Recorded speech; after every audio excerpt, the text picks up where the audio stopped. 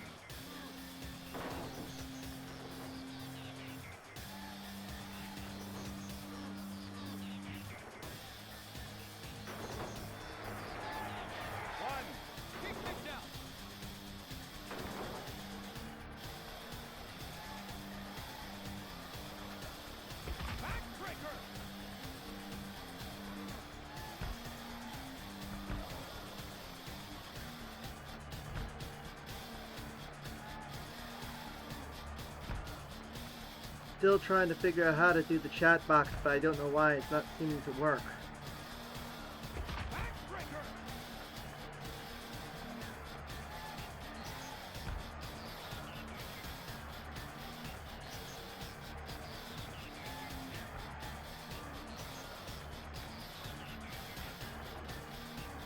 As we get back into the ring. Yeah, if anyone would like to help me out as far as chat boxes is concerned and figuring out how to properly put the chat in the game, it would be appreciated.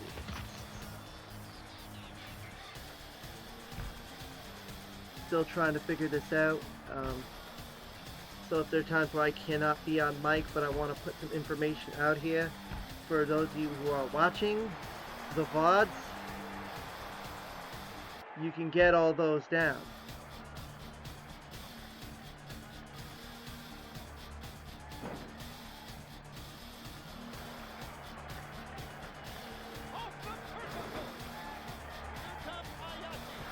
Kaz Hayashi's coming in for, I do believe, Roddy Piper.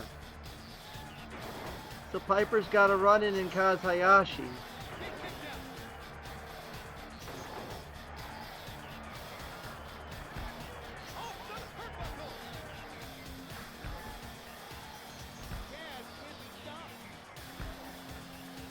Kaz, who did make it to round number 2 when he once again took care of Sargent, much to the chagrin of the masses. And now he's coming to the aid of Roddy Piper. Now Vincent, I do believe, has no run-ins right now. But he's going to have to call one sooner or later because he's taking a 2-on-1 right now. And it ain't going to be a pleasant sight for him. He's going to have to hurry up.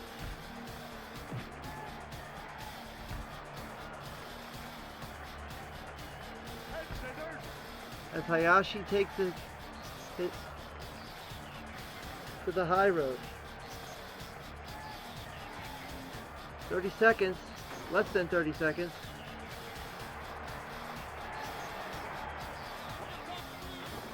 Rick Rude's coming in to help Roddy Piper and giving help in Vincent. So now we have Rick Rude helping out Vincent.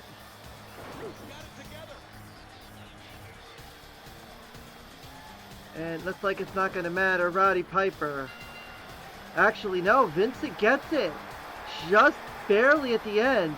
That's a surprise. Vincent just got that last shot in just before the time limit. I thought we were going to say Piper was going to win, but nope. We're getting a round number 3 appearance from Vincent to survive. So nWo wins that one over WCW. We're going to continue, however, with the nWo versus WCW contingent as WCW's own Glacier will take on Hollywood Hogan.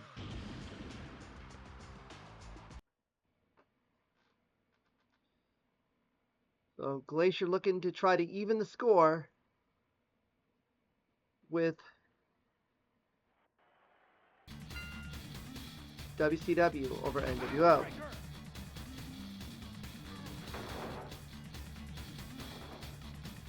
Yeah, so if anyone wants to help me out with finding out how to put a chat box properly on the screen, not like something that'll just show static throughout the entire stream, just pop up for like 5-10 seconds or so and then fade.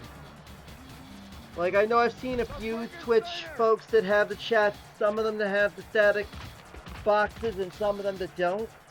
Some of them have the ones that fade. Hopefully we can get anything of that nature to work.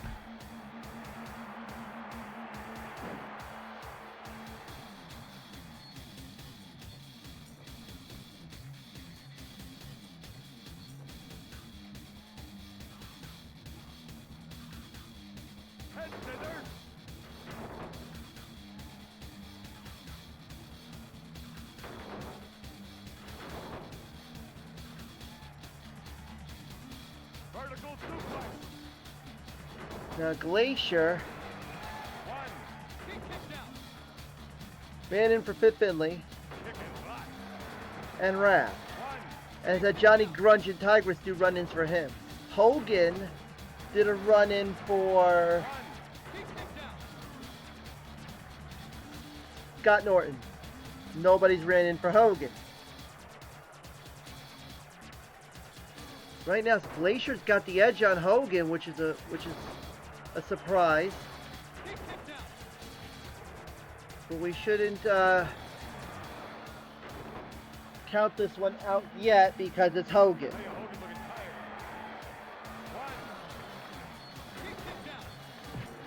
But it would be a big shocker if Hogan bows out here in round number 2, just like he did in the World Heavyweight Title Tournament. That's not going to work for him. No, you ain't going to get him with that. Unfortunately, Glacier has no finishers or no moves, so he gets the 3 count though. Glacier pins Hogan.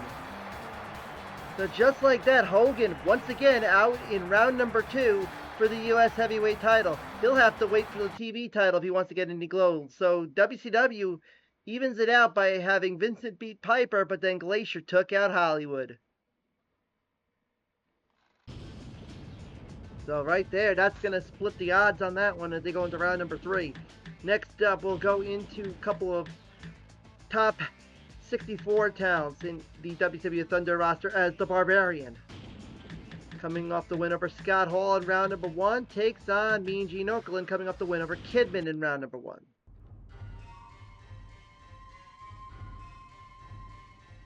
So now there's only like one real heel still left in, and that's Ric Flair.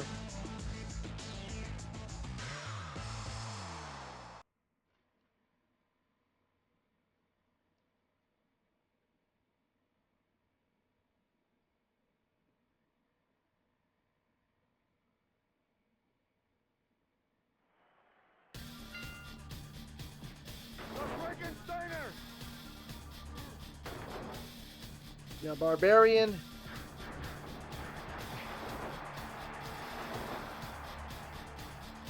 ran in for Tony Schiavone and Rick Steiner.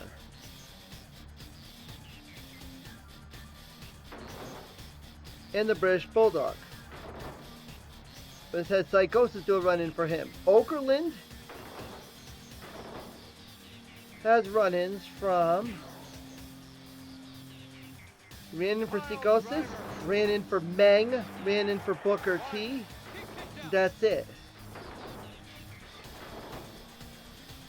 So incidentally enough, Barbarian's other half of Faces of Fear has got a run in the form of Mean Gene Okerlund, which means there's a chance that that could be a tag team if everything goes to Hoyle.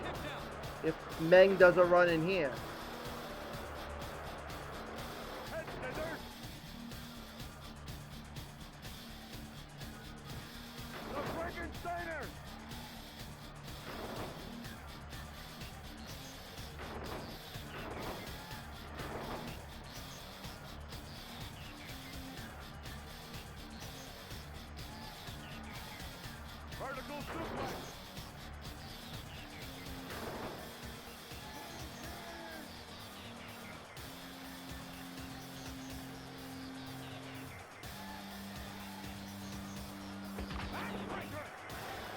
Yeah, I don't know why I can get the chat box not to show.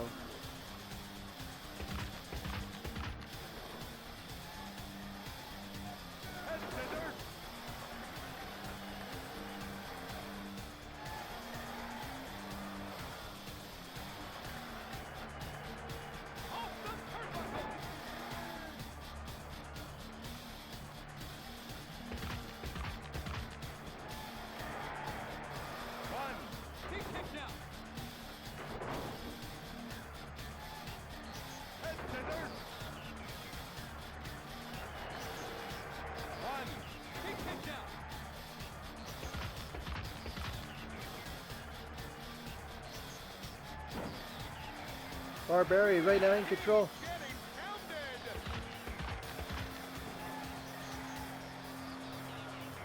Some of these lines will make you chuckle, as you just heard. Oh, Ultimo Dragon is coming in to help out Mean Gene Okerlund.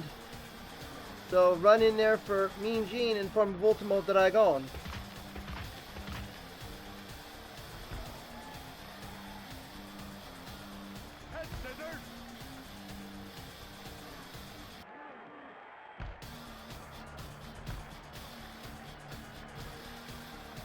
Now we so far have 4 tag teams already established, as 3 of them being the THQ contingent, Sanders and Leland Ma, Dave Hoffman and Jim Keeley, John Ardell and Don Nauer, and Sick Boy and Raven. Sick Boy and Raven became the first of the Flock members. We have not had any Wolfpack members, Horsemen, or Hollywood or WCW. It's Okerlund gets the win.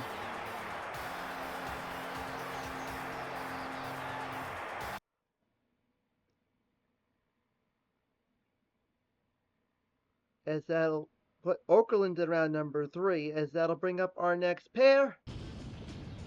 And it will be not really a rematch, but very instrumental from the Melee tournament, as our first wacky of round number 2, that being Astronaut, takes on Brian Adams of the nWo Hollywood. Now, Bryan Adams and Astronaut didn't face each other at all, but Astronaut was very instrumental in doing a run-in for Bryan Adams' opponent, Gorilla, in the Melee Tournament round number 2, and that was the reason why Bryan Adams lost to Gorilla. So now Bryan, who actually, Astronaut beat Gorilla in round number 1.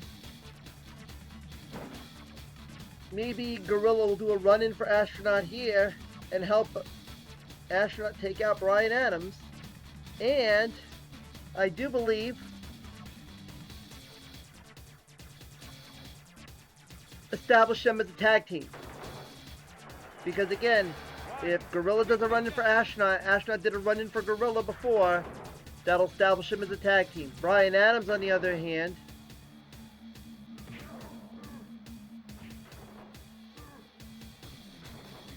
had Scott Norton do a run-in, but has not ran in for anybody else. So, chance for a potential tag team versus someone who can get themselves another potential partner, provided they do a run-in for them elsewhere.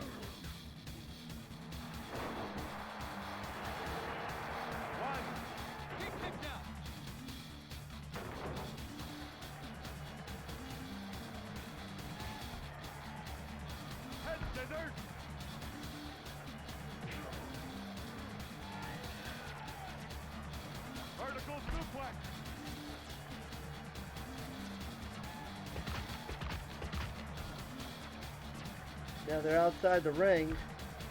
Now Astronaut better be careful. He might get himself into suspended animation.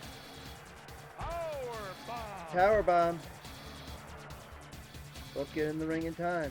Now Astronaut lost to Mantis in the World Title Tournament first round. Well, actually second round. He lost to Mantis.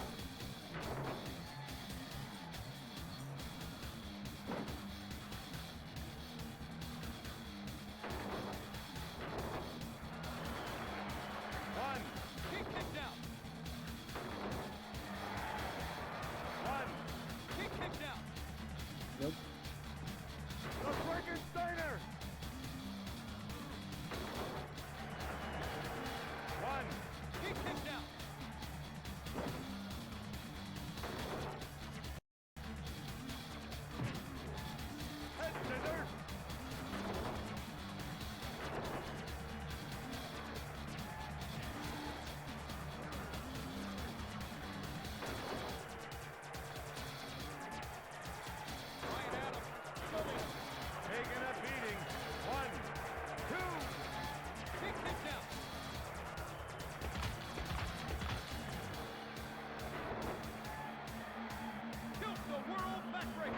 And there's the tilt-a-whirl backbreaker by Bryan Adams, but he hit a move in between.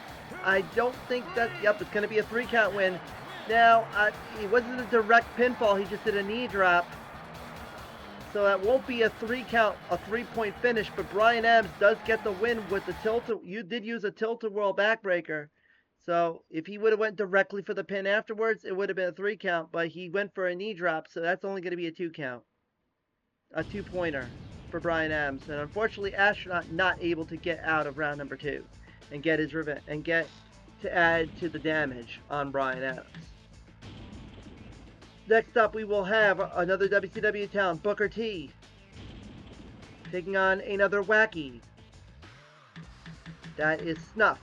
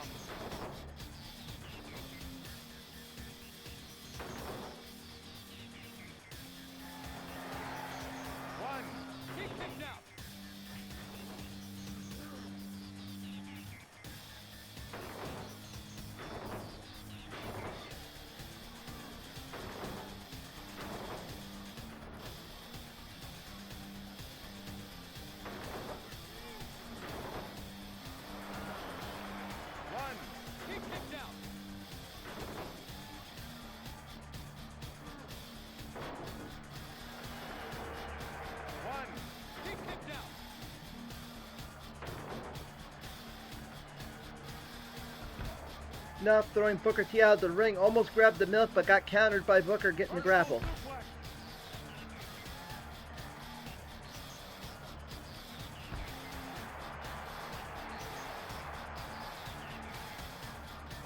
Vertical suplex.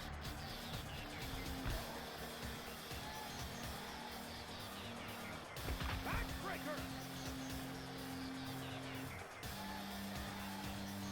Vertical suplex.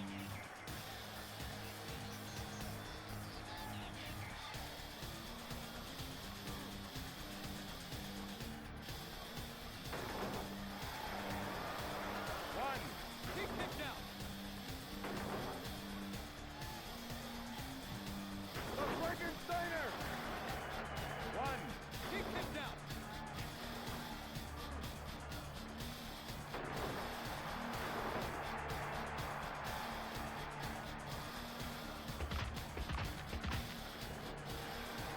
It's a surprise attack. Glacier doing the run in there for Booker T.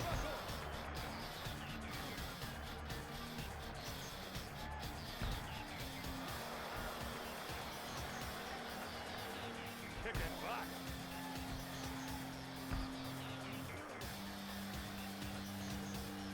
Backbreaker.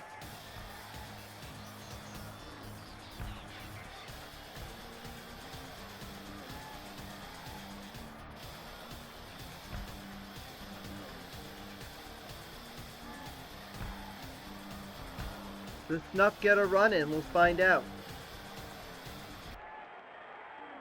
Booker T has got it going. Booker T wins. Booker gets the win.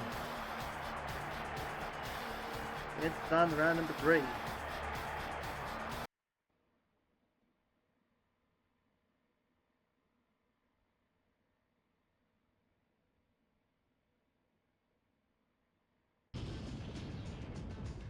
As we go into our next match, as it will feature a horseman, Steve Mongo McMichael, taking on one of the THQ folks, Don Nauert. Now the THQ brigade, all 6 of them advanced on to round number 2. That, I do believe, was the only faction that did not get one participant knocked out.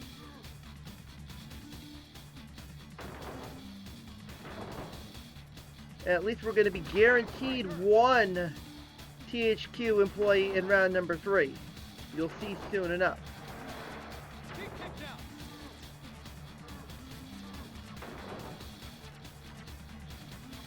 Now Don Nauert, we know, is going to be a tag team with John Ardell.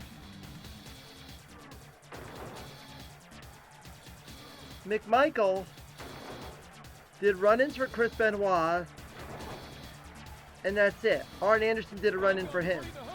So there's a chance that he can get Benoit as a tag team partner if Benoit does a run-in for him.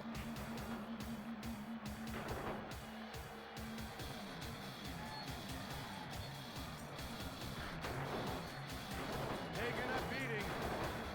As Mongo knocks him with the pipe. Head scissors by Nauert.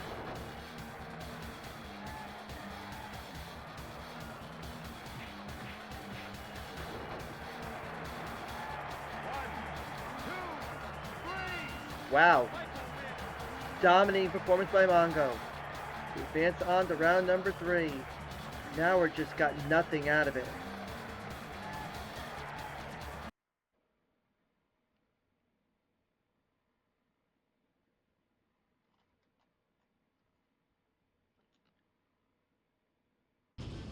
Now we go to an nWo member versus a Nitro Girl. Eazy-E, Eric Bischoff, take on Tigress.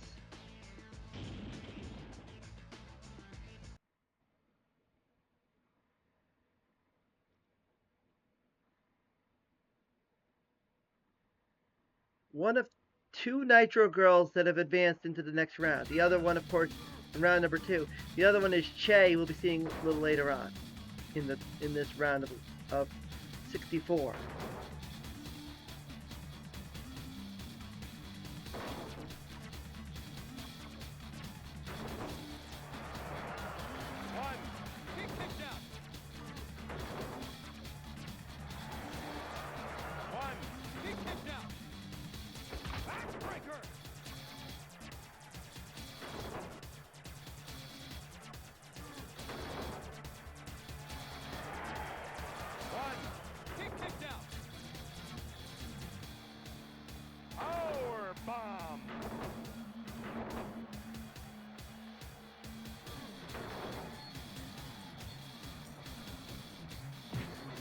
Huh. I don't know why the ring ropes have all of a sudden changed colors. It was one time it was showing blue ropes and it was kind of weird. Now it's showing solid black. I didn't change those, which is kind of odd. I haven't touched the files. I do find that interesting that the ropes haven't really changed. That really we're getting like a changing of ropes.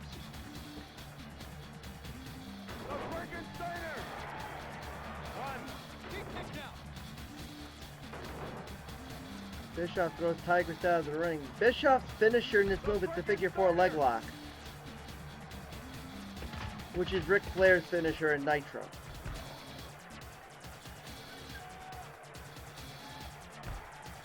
Double underhook powerbomb by Bischoff.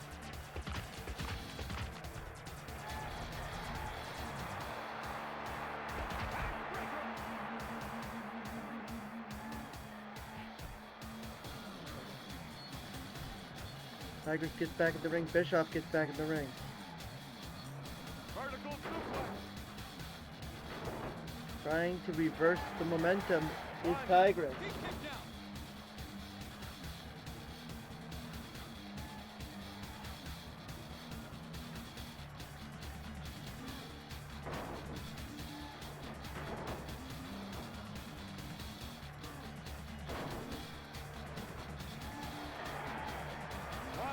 He kicked out.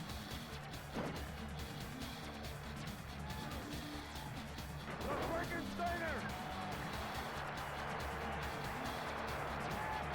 One.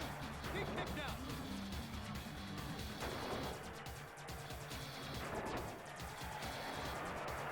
One. He kicked out.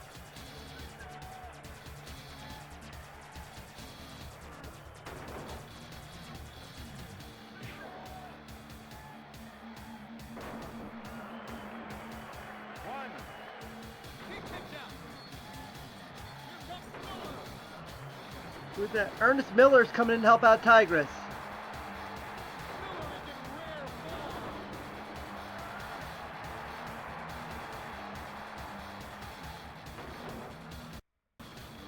I don't think Miller has had any run. Well, be Larry Zbyszko, but that was all he had a run in from. But now he's done a run in for Tigress. Unfortunately, I do believe Miller got knocked out in round number 1. Here comes Brian Adams. Here comes Brian Adams. Yep, Miller got knocked out in round number 1. Brian Adams coming in to help out Eric Bischoff.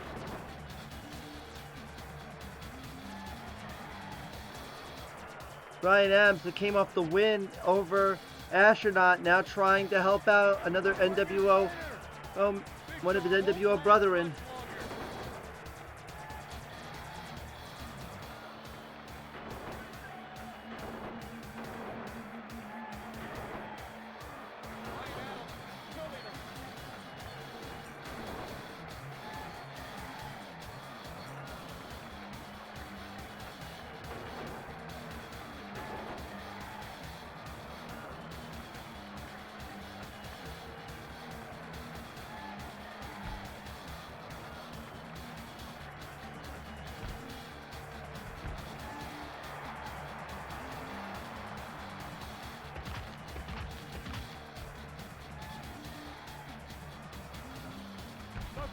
It's still fairly close. Looks like Tigress might have the upset here because Adams couldn't get enough damage done, and Tigress is taunting.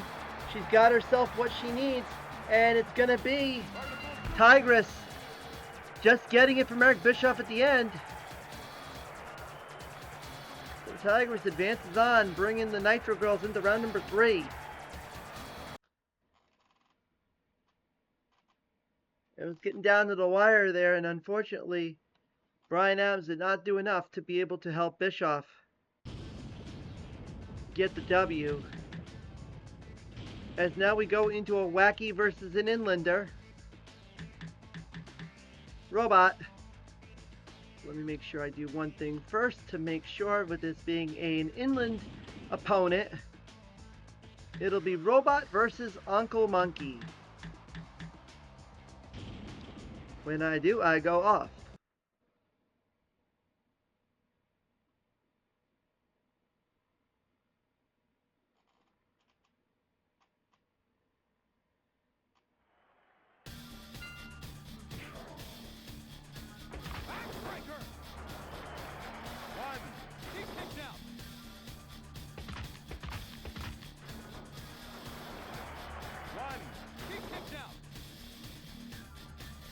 Hopefully I'll be able to get the second round complete. Even if it means I have to mute near the end, we'll see if it gets to that point.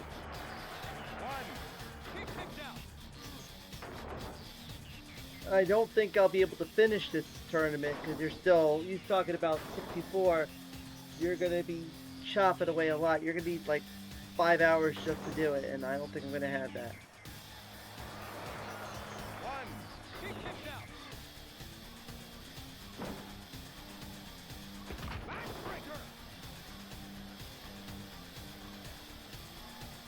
Vertical suplex. One. He kicked out.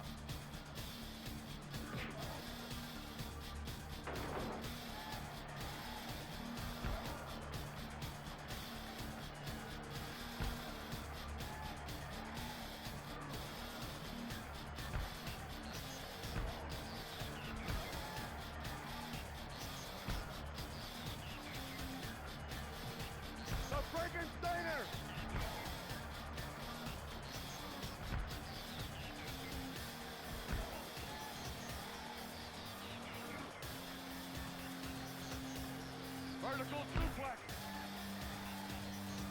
The robot gets back in the ring. Can Uncle Monkey get back in the ring? He does just in time. Mind games.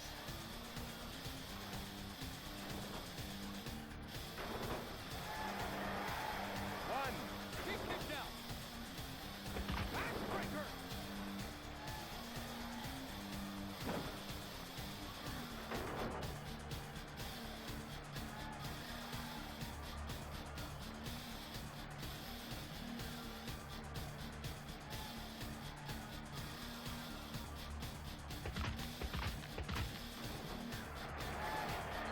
One.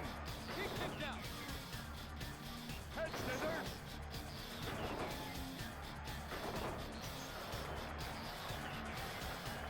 Off the turnbuckle.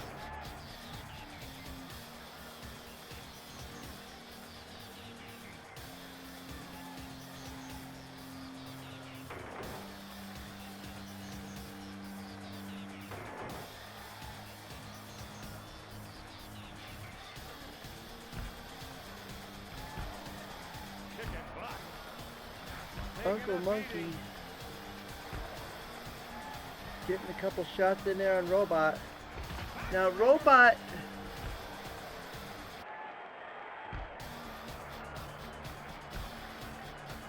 has Mantis and Gorilla do run-ins for him, but he's not ran in for anybody else. Uncle Monkey had a run-in from the Reanimator. Arjun Varj coming in for Robot.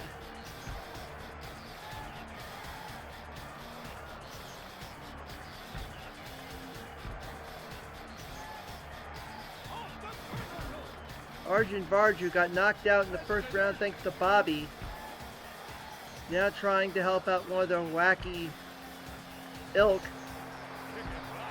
after Snuff and Astronaut both got knocked out already.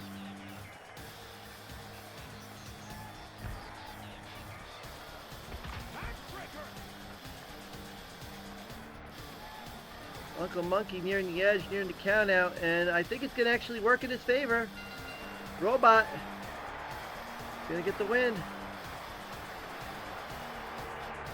So Wacky advancing on.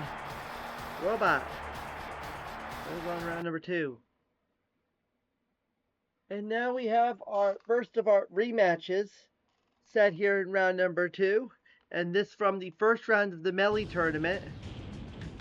As we have a THQ developer, Leyland Ma, taking on Scott Steiner. Steiner is trying to avenge his loss in the first round of the Melee tournament to Leyland.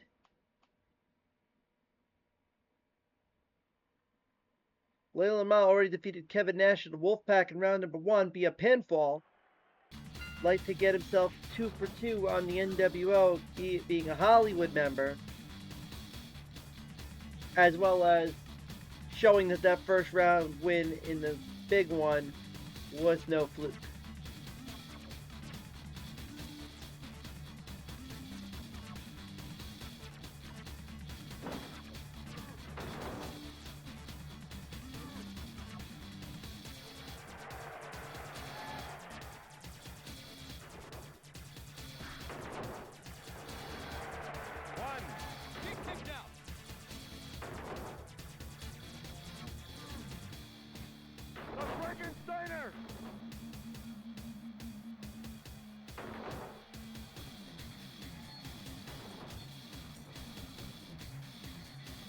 Vertical suplex.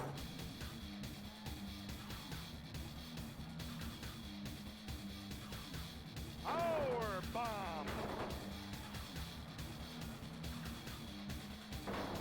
Looking for powerbomb to a double underhook from Scott Steiner. The Frankensteiner. One. He kicked out.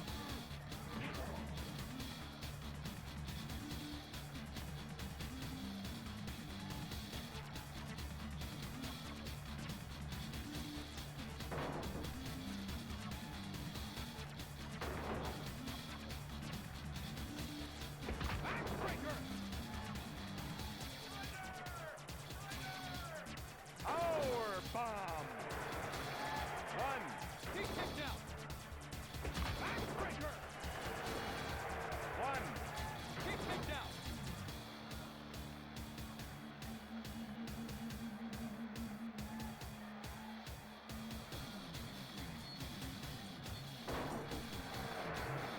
He kicked out.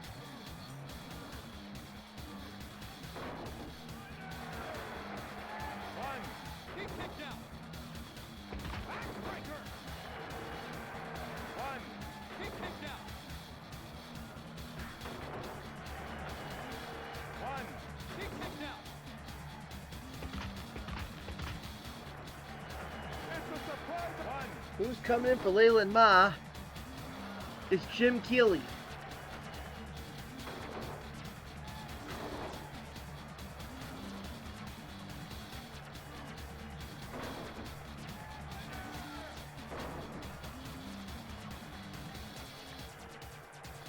Kicking hot. As Leyland Ma taunts, Jim Keeley takes care of Scott Steiner outside of the ring.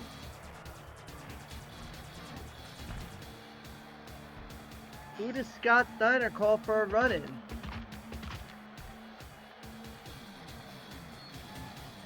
Scott Steiner ran in for Scott Hall and has a run-in from the Disciple. The Frankensteiner. So if he can get Scott Hall to do a run-in for him, that will be He's gonna fall over. getting close, getting to the time limit, getting to the count-out. Leyland Ma wins again. 2-0 on Big Papa Pump goes to Leyland Ma, as he will advance on to round number 3.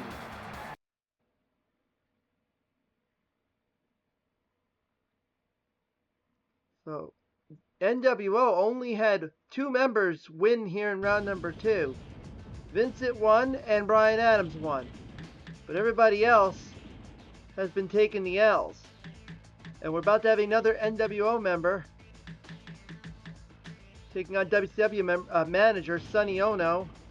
Will take on Kurt Hennig from nWo Hollywood.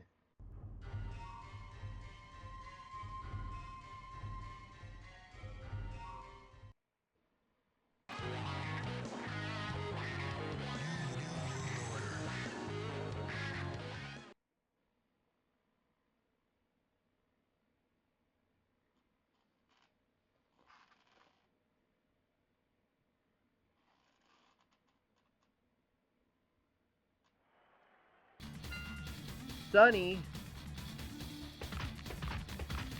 did a run-in for DDP and Tony Schiavone.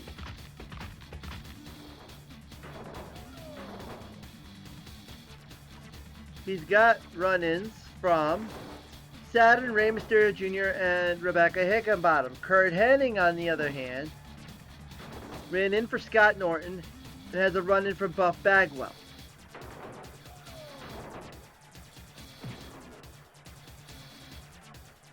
So if we get Scott Norton or Tony Schiavone or DDP to do run-ins here, it can establish tag teams.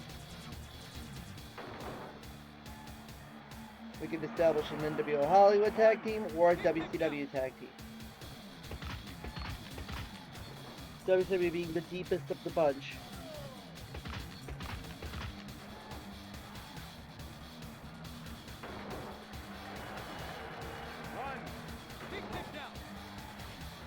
Alex Wright's coming in for Sonny Ono.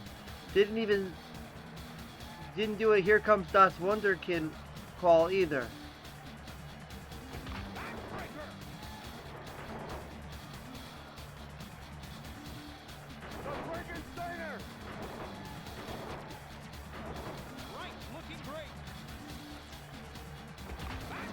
Who does the run-in for Hennig? We will find out.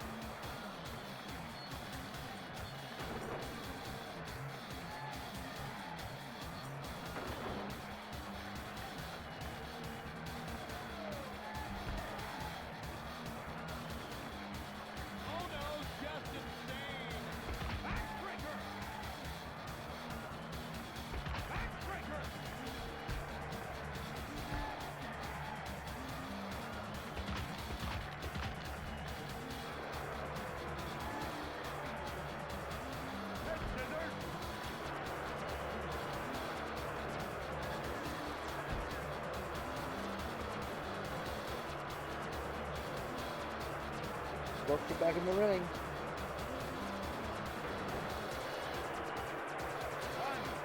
Good job.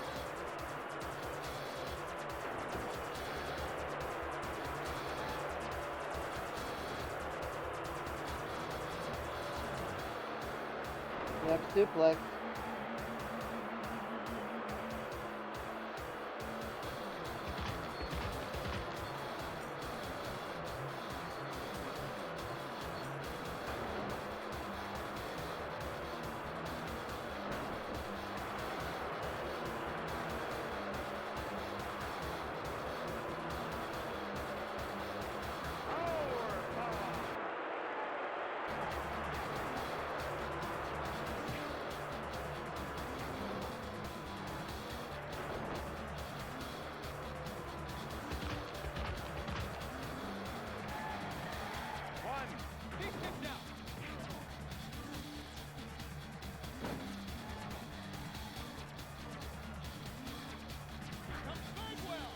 Here comes Buff Bagwell, who already did a run-in for Curt Hennig before, so that's not going to really change anything. And unfortunately, Bagwell got knocked out in round number 1.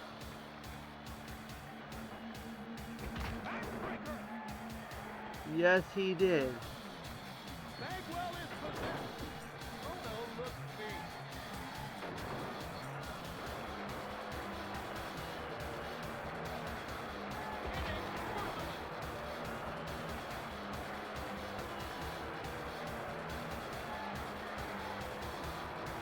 The Bagwell lost to Lee Marshall in round number 1. Hennig might get the win here to bring another nWo member into round number 3. 10 seconds left. nWo timing, right place, right time. 1, 2.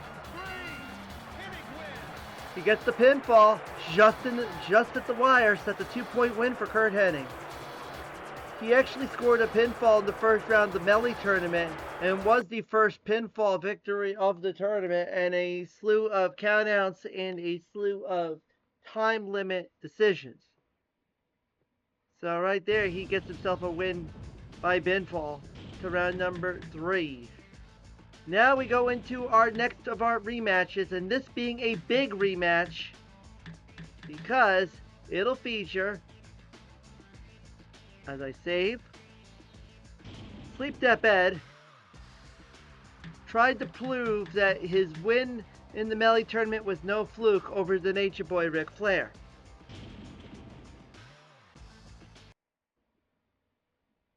Flair had Arn Anderson do a run-in but never ran in for anybody else. Sleep That Bed ran in for Stingray. He's had Dooman and Gucci do run-ins for him, and he's done a run-in for Devastating Devices. So if he gets Devastating Devices or Stingray, he'll get himself a tag team partner. Flair needs to just find anybody to be able to establish. If he can get McMichael McMichael and Dean Malenko are the only two horsemen still in the tournament. Arn's out, Benoit's out.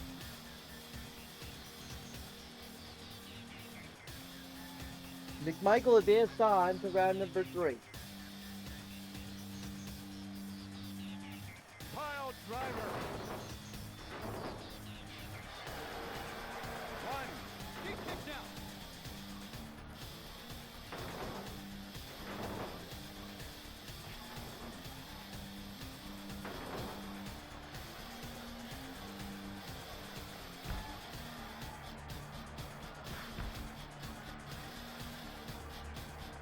Backbreaker.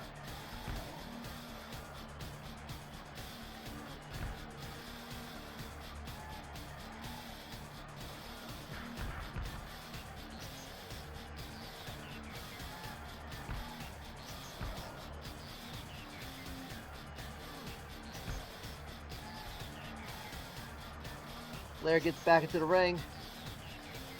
Sleep Step Ed gets back into the ring. No count out decision yet. 1. He kicks out. Test the strength.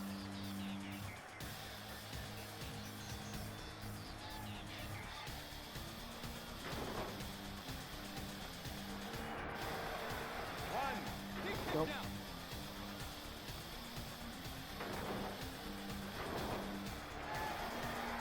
1. He kicks out. Now Flair's got the edge on Sleep Step Ed. Sleep Step Ed's gonna need to call for a run, and if it gets too much for him. Now, once again, if you get Veal or 5 o'clock Tony, you will have them as a default tag team partner, unless you can establish a tag team partner otherwise. But unfortunately, Flair's got a couple shots in, and Flair avenges his loss. Sleep Step Ed cannot have lightning strike twice, and unfortunately, Ric Flair will advance on to round number 3 and become the second of the Horsemen to advance on.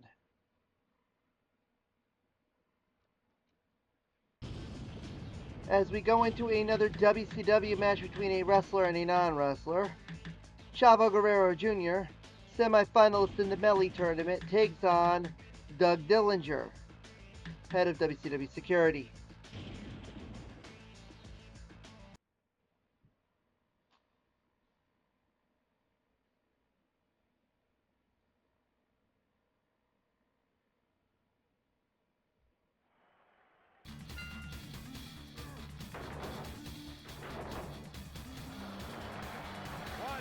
He kicked out.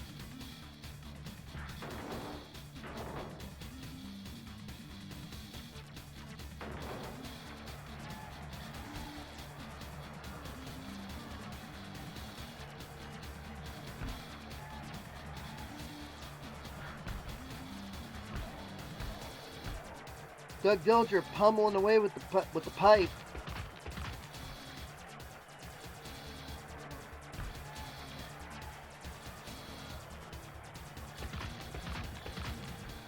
Dillinger did a run-in, had Lee Marshall do a run-in. He's done run-ins for Mike Tenay, Alex Wright, Prince Iakea. Chavo ran in for Eddie and has a run-in courtesy of the British Bulldog.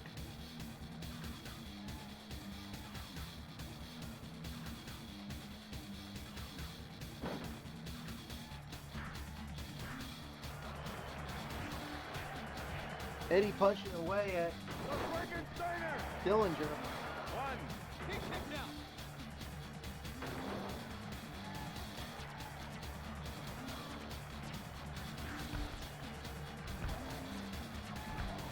The rest of the first round matches, I'll let you know right now. We'll have also Dean Malenko and Juventud Guerrero, a match that's very normal. Claude Rains versus Stevie Ray. Dave Hoffman versus MC Mike in a THQ versus Inland match. Reese versus Crush Step. Benji, who had a bye in the first round and thus got himself in the second round just like Vincent did, will take on DDP. Hoof Hearted will take on Eddie Guerrero. Kaz Hayashi versus Sikosis in a normal cruiserweight match. Iron Mike Tenay against the Chief. Scott Norton versus Flyboy Rocco Rock. Lee Marshall versus the Total Package Lex Luger. Jim Kelly and John Ardell in a THQ infight. Bobby Heenan versus Meng. Shea versus Van Hammer. Raven versus Sanders Keel. 2 tag team partners already established. Chavo Guerrero will get the win here and advance on to round number 3 via pinfall.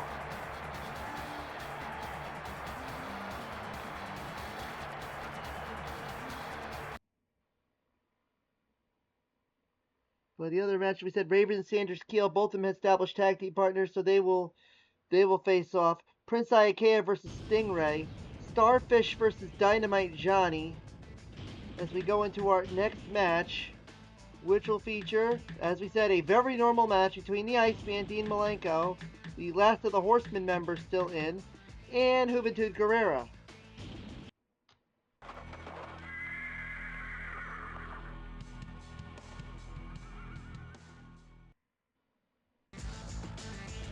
Horsemen here in round number 2 are 2 for 2. Can the Iceman make it 3? The other matches we also have Starfish versus Dynamite Johnny, Wrath versus Disciple, Jamie the Learned versus Alex Wright, Macho Man Randy Savage versus Cowboy, and Bobby versus Gucci will round out round number 2. So I'll let you all know those now. So in case you guys want to, in case I get to the point where I cut my mic, you'll know that that's all the second round matches. So far, the third round matches that we already have established are Vincent and Glacier, Mean Gene Okerlund and Brian Adams, Booker T and Steve Mongo McMichael, Tigress and Robot, Leyland Mock, Kurt Hennig, and now we just established Ric Flair and Chavo Guerrero will be round number 3. So right now, they both get into the ring in time. I thought we were going to get ourselves a count out, but nope. Not to be. Hoovy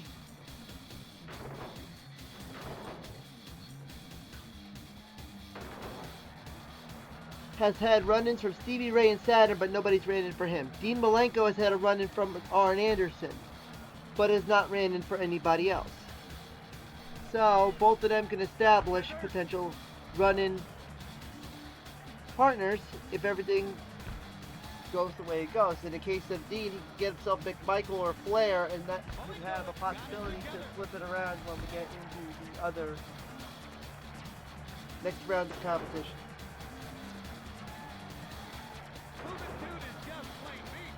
Malenko's got the edge right now.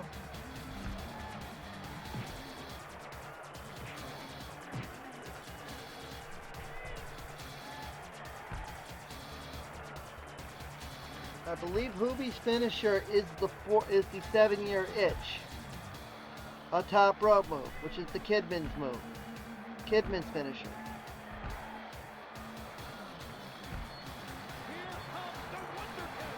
Alex Wright coming in to help out Hoovy.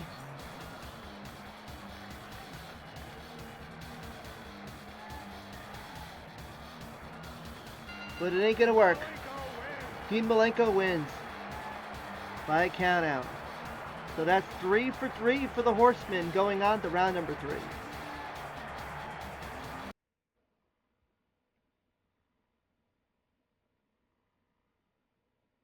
So maybe there's a chance for another tag team partner run-in for Alex Wright if everything happens to work out. As we said, he will be coming up later on in this round. As we have another wacky in the form of Claude Rains,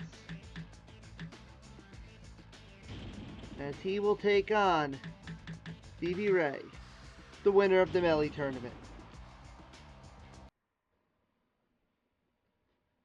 Advancing farther here in this U.S. Heavyweight title tournament than he did in the World title tournament, he got knocked out in round number 1.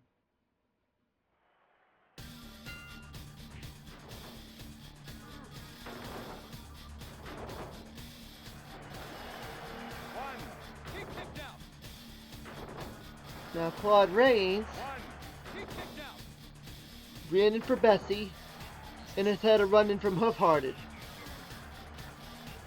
Stevie Ray ran in for Psychosis and Juventud Guerrera, and has had a run in the form of Spikes.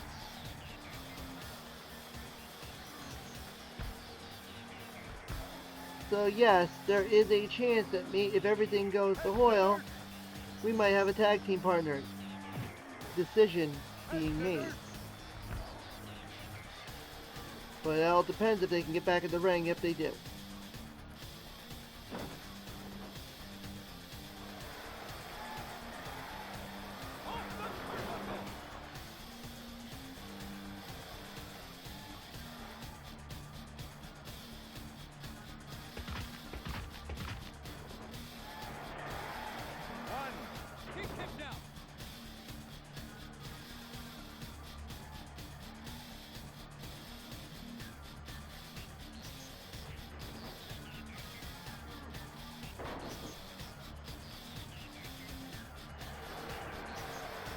I might plan on doing some, once I can learn how to figure out how to get the text to show up on screen in the form of the chat box.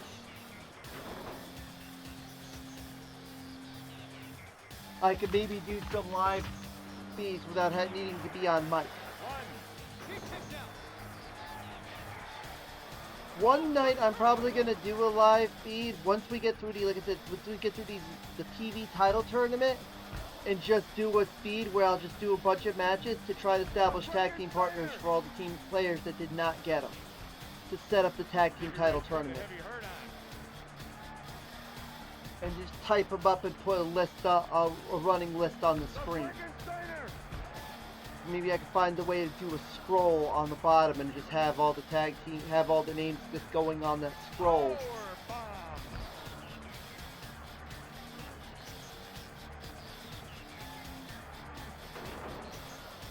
Like a ticker, I guess you would say.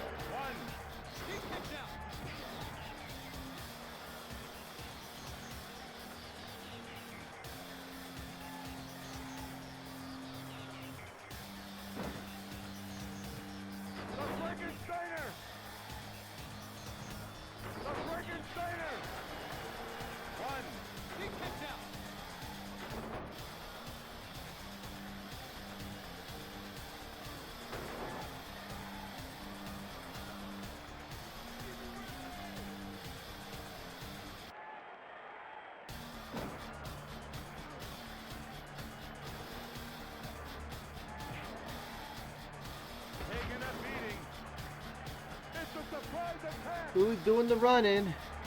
Astronaut's coming in to help out Claude Rains.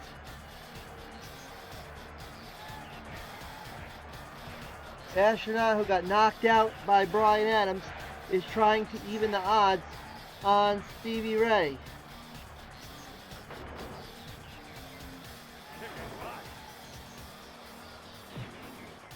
Does Stevie Ray make a run and call at some point?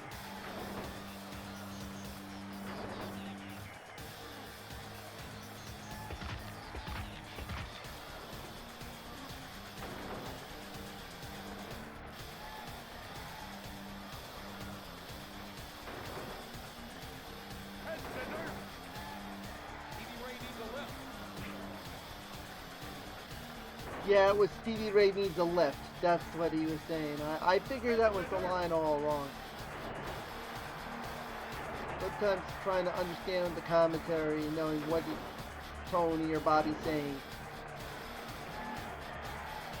can be a little difficult.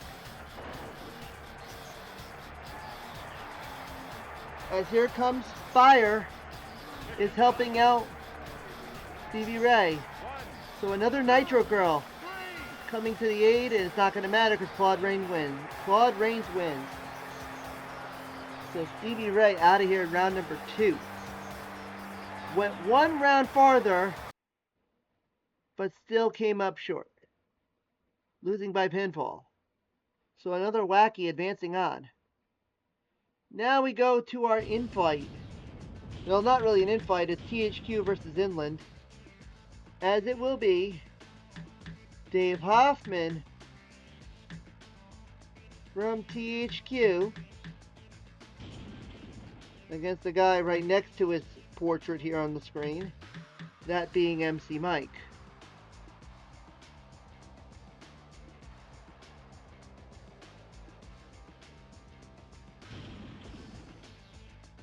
Make sure to save, because it is a inland guide. You don't want to be caught with 5 o'clock Tony and all of a sudden the game freezes. And you have to reset yourself back to do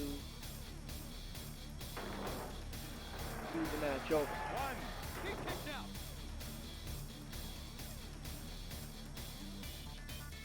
I don't think you should do a...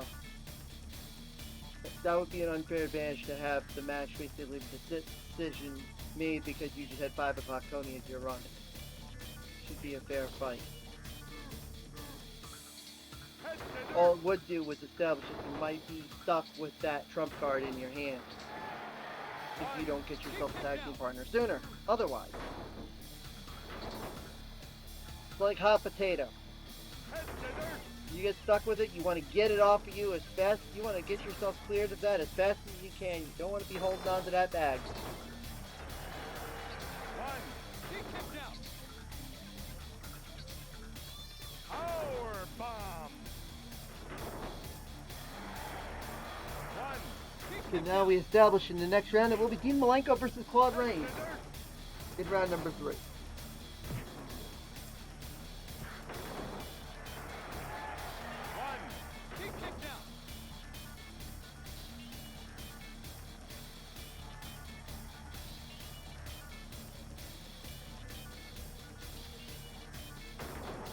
I think that'll probably be what I'll be doing, especially when I get into the TV title tournament. Try to do these tournament matches and do them either in, for the first round do 2 parts, and then, you know, future rounds do either 1 round or 2 rounds or whatnot, and go from there.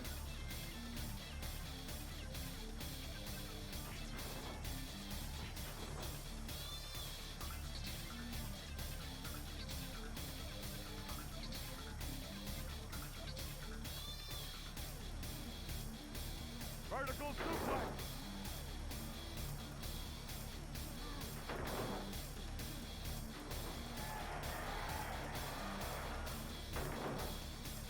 Claude Rains, size-wise, is big, but yet he still does the normal moves of the Frankenstein and the head scissors. They don't log him as a heavyweight. I don't understand why.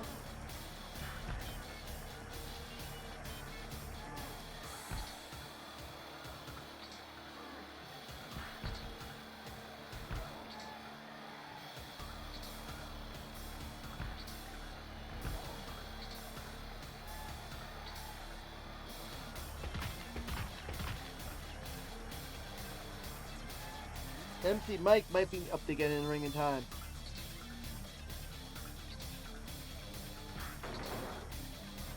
Big kick. Nothing. He kicked out.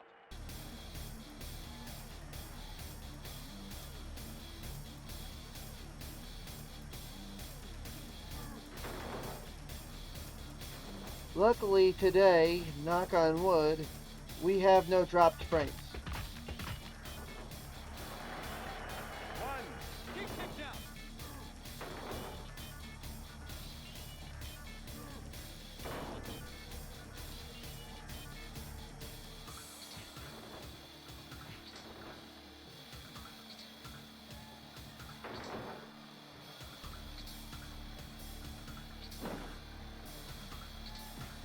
The Frankensteiner.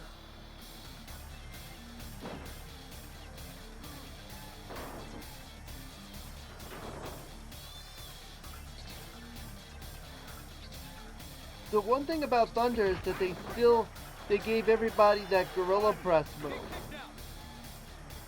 Whereas in Nitro, it would only be for the heavyweight wrestlers. They would get that, just like they would get to throw them over the top rope.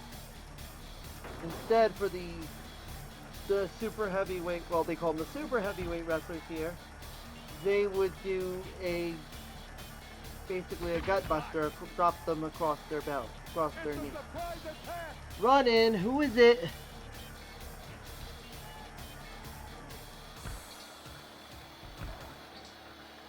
Cobra, I do believe. Yep, headband. That's Cobra helping out MC Mike.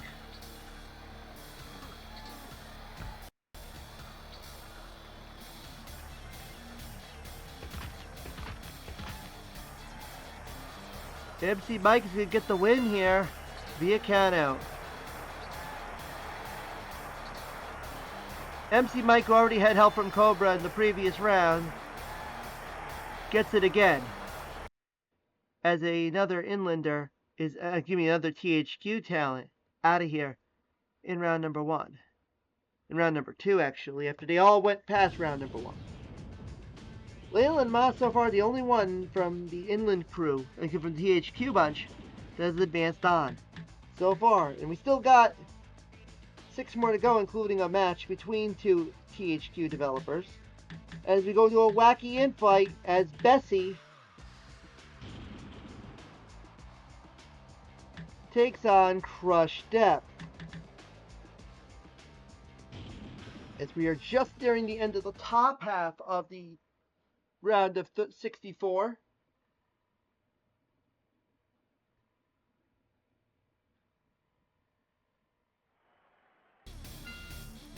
Bessie coming up the win over Mike Enos. Crush Death coming up the win over John.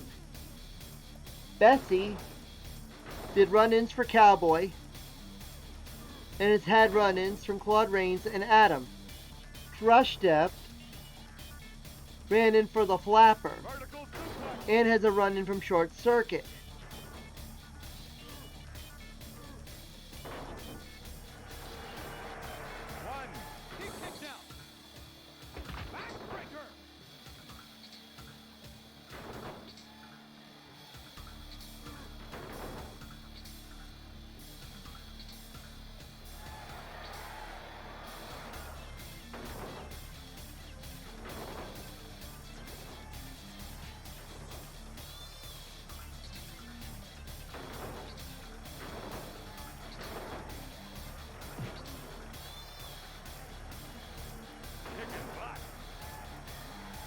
Well, unfortunately, Crush Death was having the edge on Bessie. Bessie trying to reverse the momentum.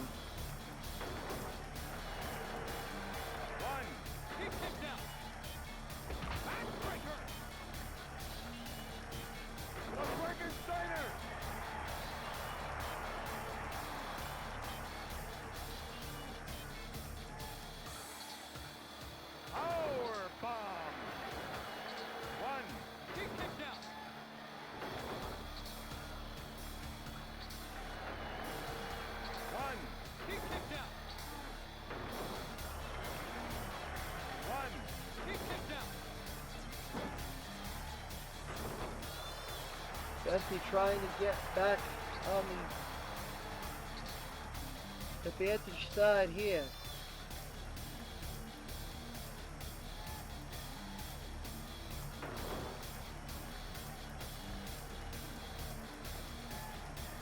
Backbreaker! Head scissors!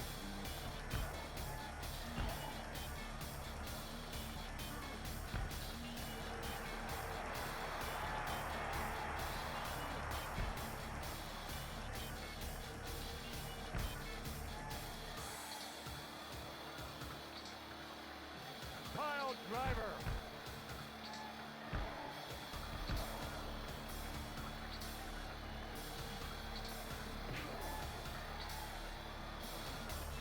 Vertical suplex.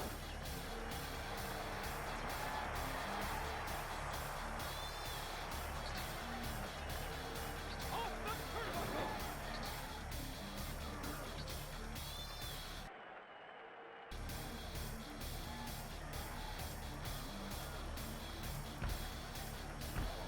Well, Bessie got the suitcase beaten up on.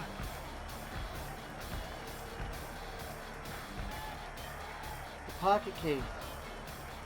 Not a pocket case. The hand case. Run in. Who is it? Snuff. Snuff is running in for Crush Death.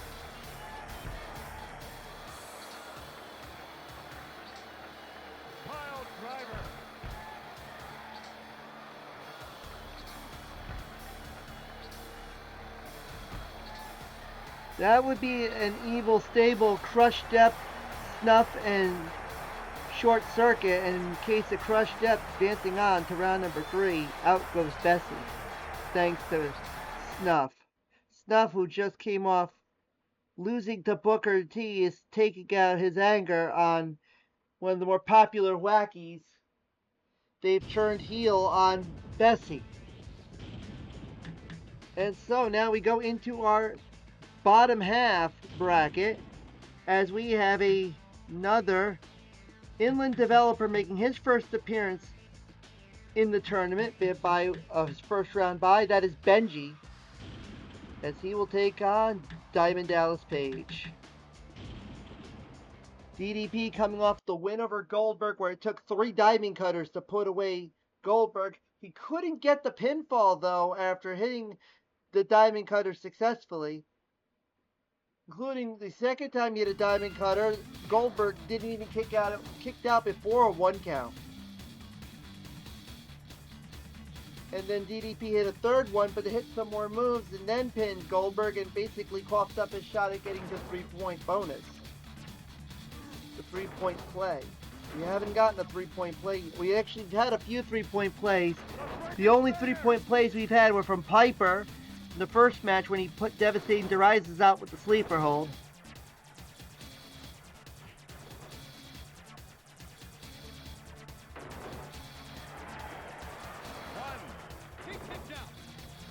Surprisingly, that's it.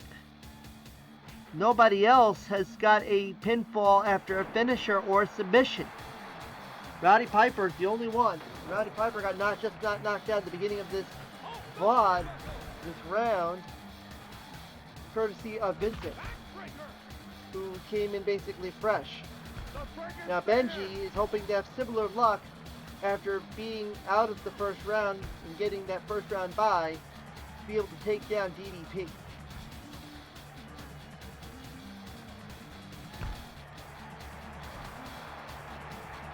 Benji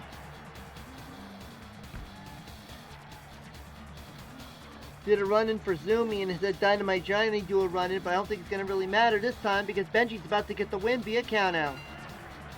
Benji advances on DDP out of here via the timer scam at the end.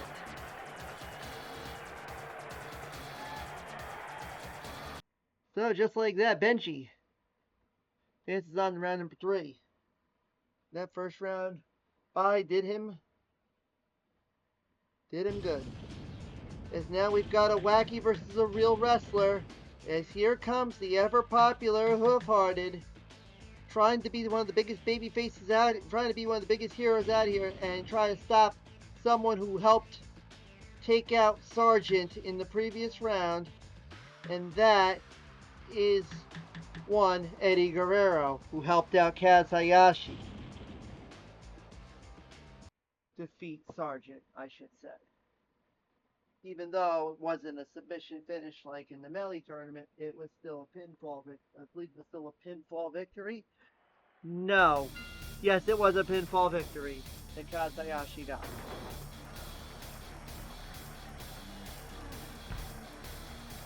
Still humiliating one way or another. But now Eddie Guerrero with the pipe really pounded away at Hoof-Hearted. That's not going to get him over. Guerrero's working it out. He still got that pipe. Hoof-Hearted's in trouble. He's going to need to call a run-in soon.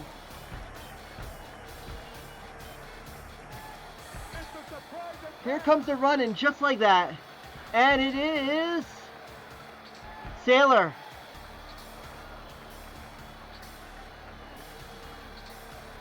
Eddie gets back in the ring. Hoof-Hearted gets back in the ring. So Sailor, Hoof-Hearted's already got a run-in from Sailor, so it's not going to matter.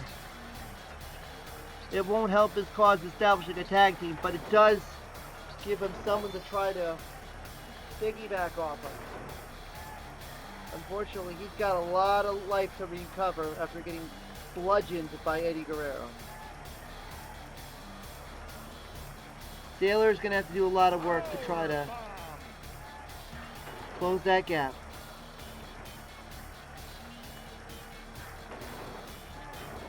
Guerrero's finisher is the frog splash. but he has to go up on the top rope to do it. One of the few that kept their finishers from Nitro over to this game. Of course, Dean Malenko was another one, and Alex Wright with the German suplex. Booker and Stevie got upgraded finishers. Booker got the Harlem Hangover. Stevie Ray, I believe he got the Meltdown or the Shoulder Breaker. I don't remember what his finisher is. Let me go look actually before I can confirm. Stevie Ray's finisher is the Shoulder Breaker, which is Scott Norton's finisher. Normally they had the beatdown. Eddie Guerrero had the Frog Splash in his first game. Benoit's finisher in Nitro was the diving headbutt, but in here he had the crippler crossface, got added in.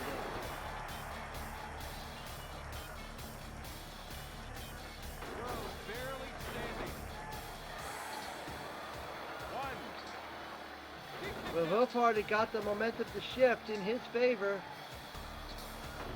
and he can't capitalize on it because Guerrero's able to get back in it. But Hoofhard gets back in.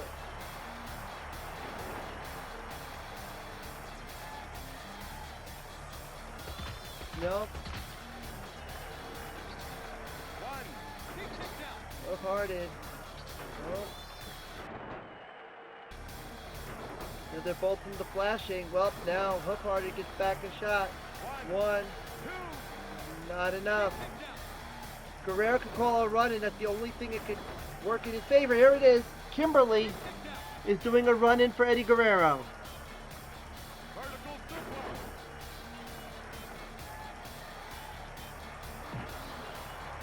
So now add Kimberly to potential tag team partners.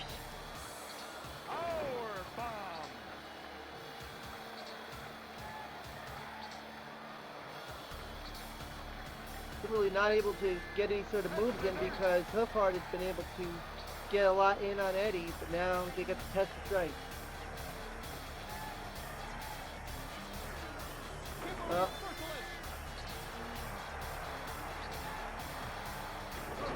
That's Kimberly falling for the Latino heat.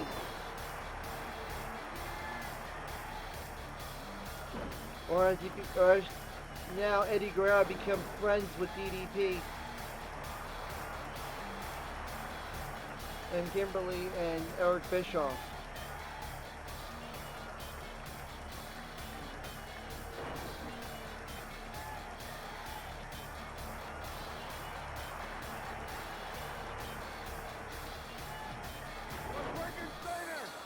Hoofhard is going to have to regain his life back after taking those shots from Kimberly. We get some punches in. Not hitting anything, unfortunately.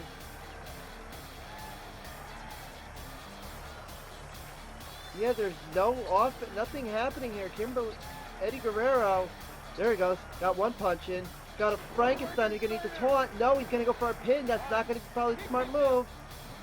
Eddie Guerrero steals it. Half-hearted. Went for the pin. That was not the right move to make. Should have taunted, maybe gone for something else, tried to bring his life back, but instead that pinfall attempt, it wasn't going to work. Eddie Guerrero dances on. As now we go into a normal cruiserweight match with Kazayashi taking on Psychosis.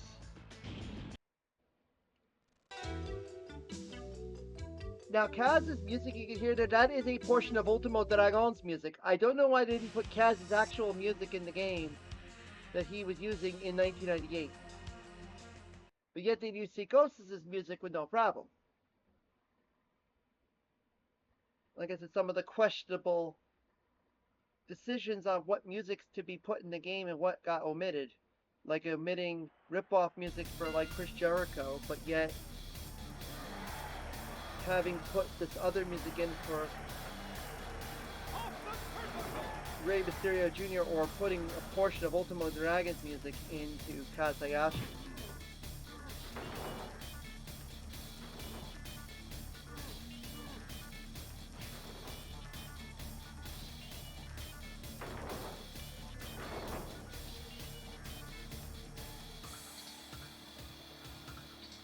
The next round will be Benji versus Eddie Guerrero in round number 3. Eddie did go fairly far in the melee tournament as well, went a few rounds there.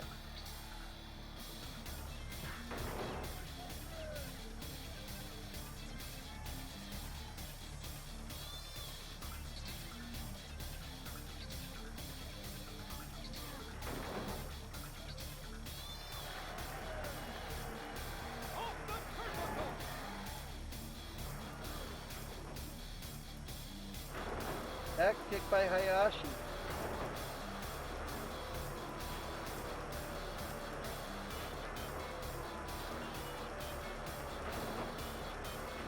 Now Psicosis did run-ins for Ultimo Dragon and Saturn and Barbarian. He's had Mean Gene, Kimberly, Rick Fuller, Stevie Ray, and Rick Steiner. Hayashi, as we said, has a run-in from Eddie Guerrero. Just recently did a run-in for Bobby Heenan and Roddy Piper.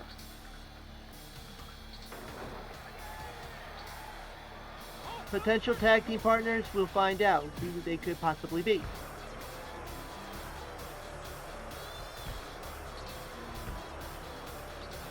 Going on almost 90 minutes here. He goes in trouble.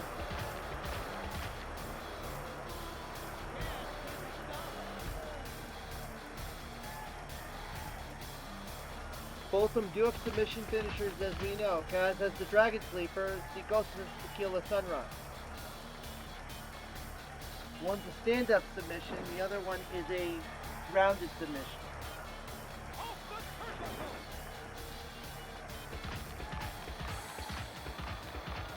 And it's the Dragon Sleeper. There you talked about. I talked about this Dragon Sleeper being a submission finish. There's your second submission finish of the tournament, and sure enough, it's from the one and only Kaz Hayashi, winning with the Dragon Sleeper.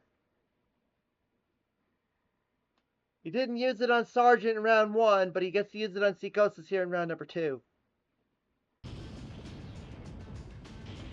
As we continue on, next match will feature a WCW announcer versus a wacky. Iron Mike Tenay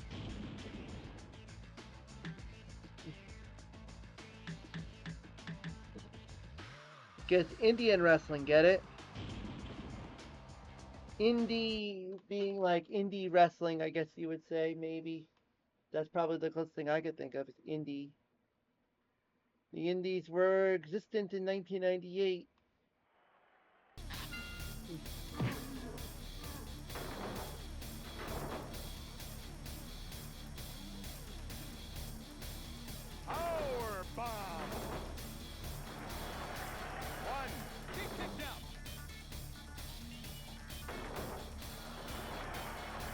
Put the indie in wrestling, I guess you would say. I guess some of these characters are like the equivalent of the indie and indie wrestling. I mean, that's the only thing I can think of as far as logistics is concerned.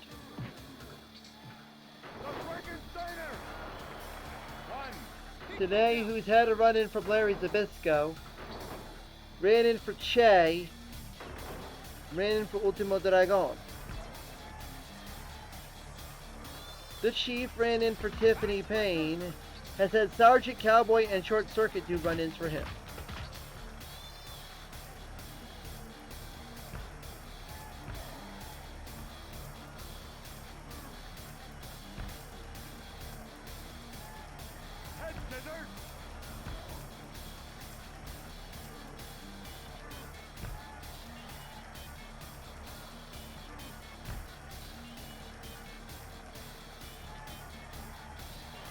Renee gets back in the ring. Up now the Chief gets back in the ring, so we still got a match. Power bomb. Kick and block. One. Kick kicked out. It's a one. Kick kicked out. Mantis coming in to help out the Chief.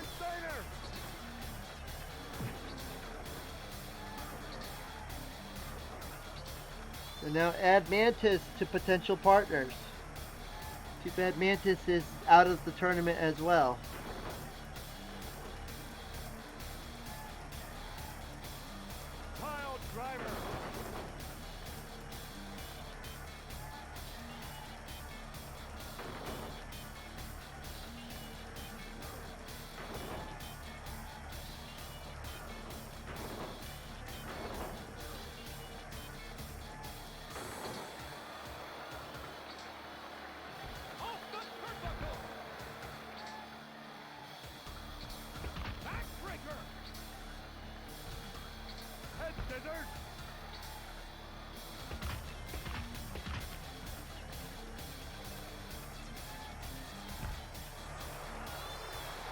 Mike Tenay trying to taunt to get himself some life back. Head scissors.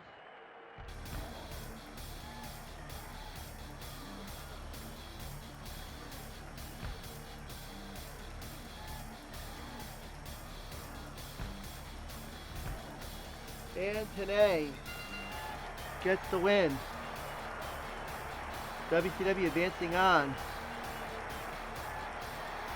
And it will be Iron Mike Tenay versus Kaz Hayashi in round number 3.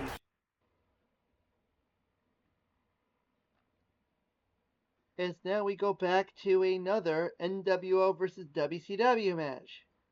Or actually nWo Hollywood versus WCW. Scott Flash Norton takes on Flyboy Rocco Rock.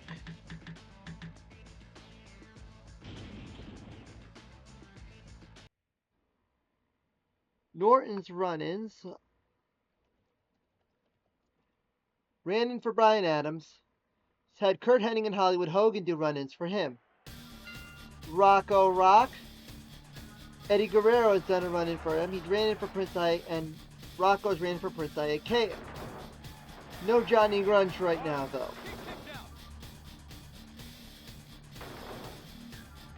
Could we see another tag team become established? Vertical suplex.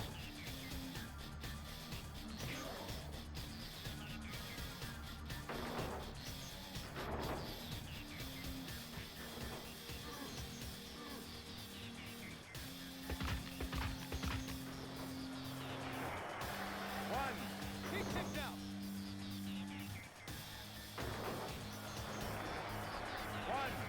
He kicked out.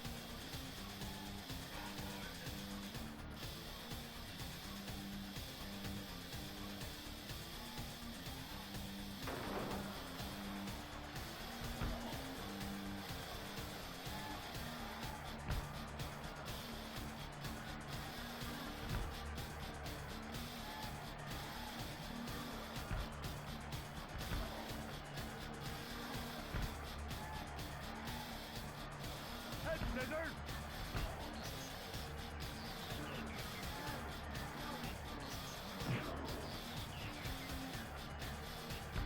I also just realized that there is no Flock member still in this. Actually, I forgot Van Hammer is still a Flock member. The only Flock member left is Van Hammer, and everybody else.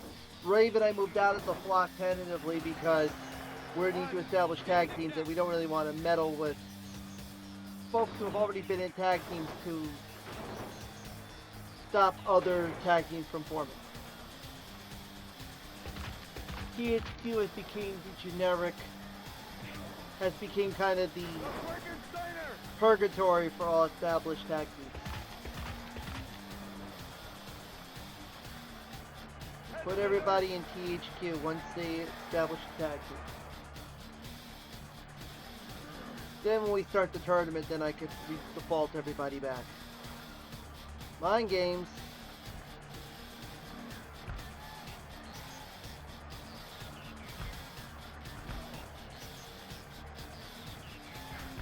Up Rocco Rock had the weapon shot there to get a chance to taunt.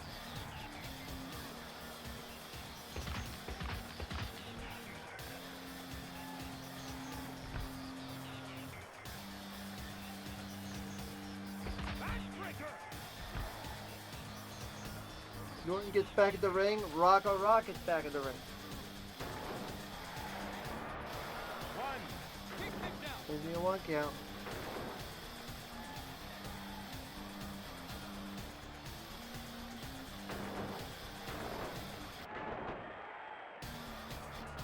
Norton's looking great. Taking a beating. He kicked out.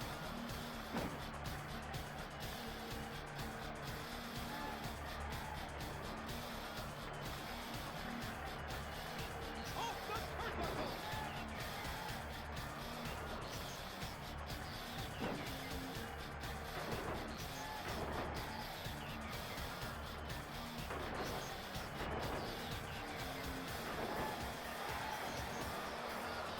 Norton going for the pinfall, gets it. Norton takes another nWo Hollywood. into round number 3.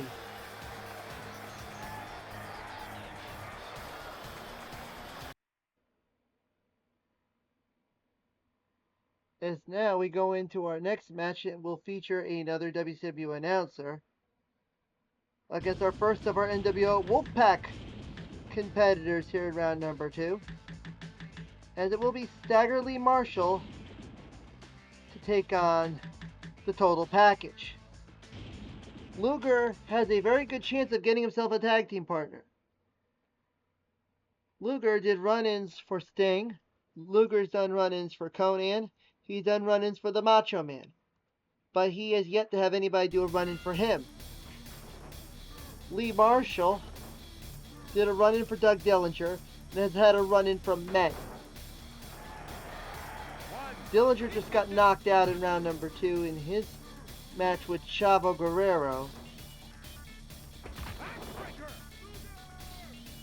Luger had yet to call for a run-in, but you know what? If he gets Sting, Savage, or Conan, he will have himself a tag team. We also know Kazayashi will take on Iron Mike today in round number 3. The winner of this will take on Scott Norton. So could we see nWo Hollywood versus Wolfpack in round number 3? Lee Marshall thinks otherwise.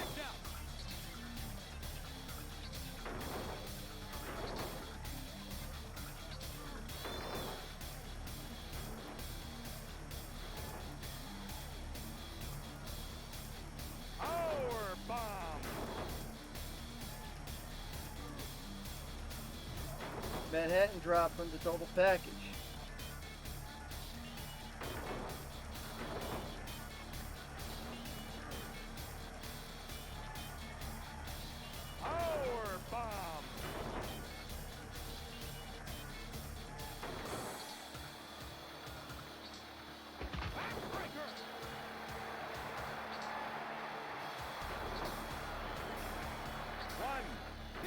Your fall.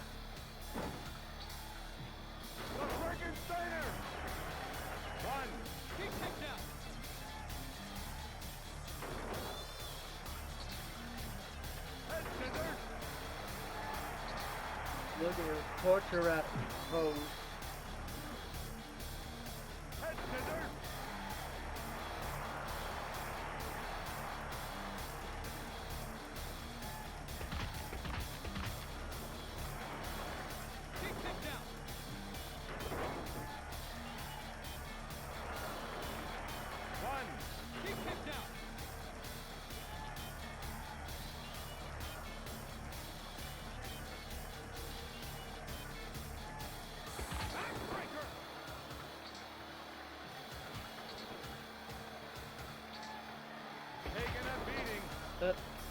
Luger got an edge on Lee Marshall.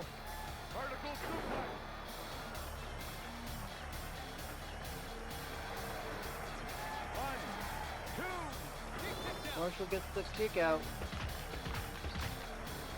Does Marshall call for a run-in? Luger going for another cover. 2. Nope. He can go for the torture rack and get himself to 3 points. Nope.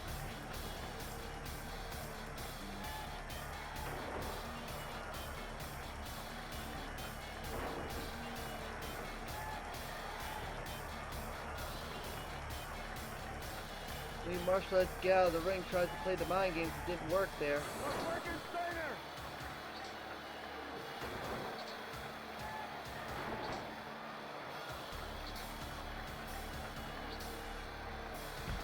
Marshall's reeling. He's going to have to make a run-in call sooner or later.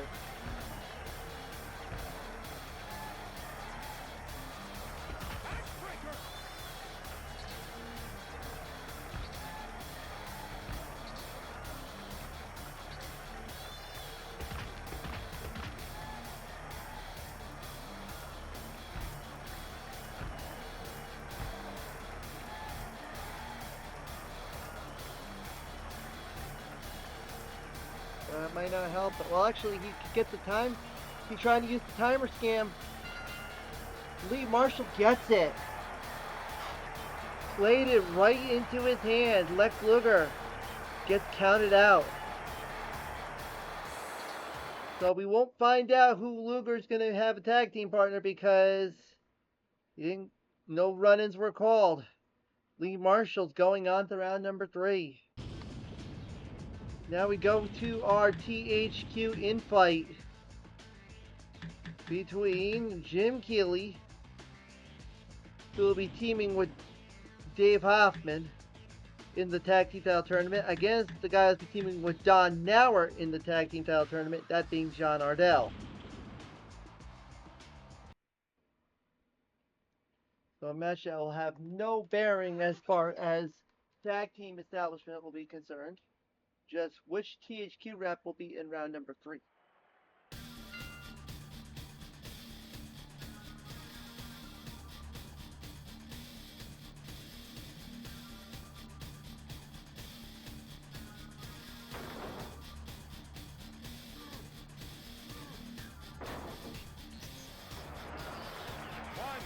He kicked out.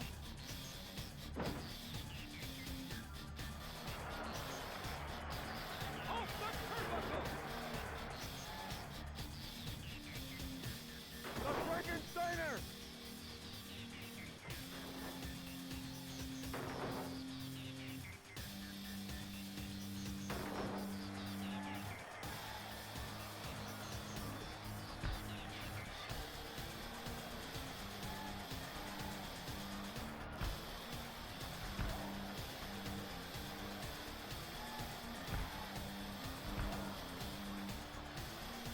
Backbreaker.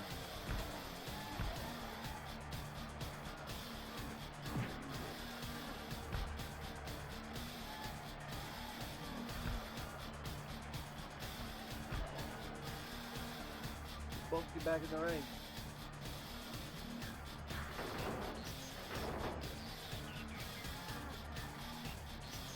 Backbreaker. One. He kicked out. Vertical suplex.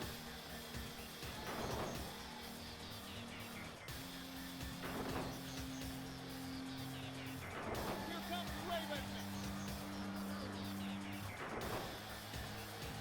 Raven does a run-in because Raven's in the default THQ brigade. As you can tell, that's his WCW attire that he's wearing right there. So you get a little preview of what you're going to see when he comes out for his match a little later on in a little bit. Him and Sick Boy both will have their default WCW/Horseman attire.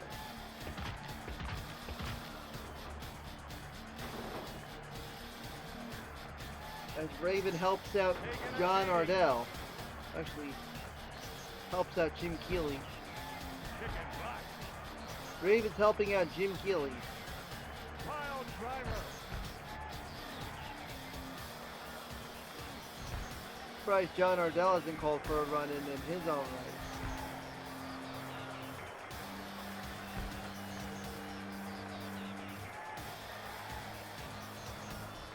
Head scissors.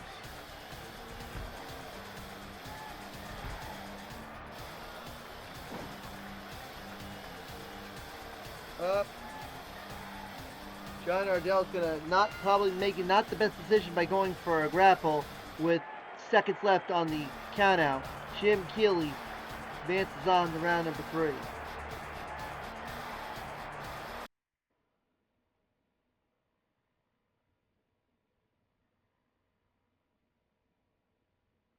Now, our next match is a match between a guy who used to manage a wrestler and a former manager of said wrestler.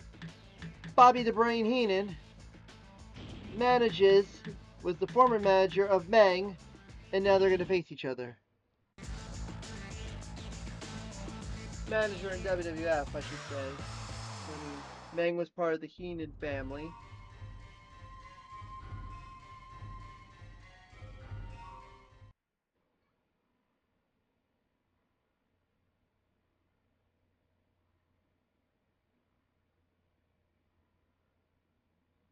Heenan has had run-ins from Tony Schiavone.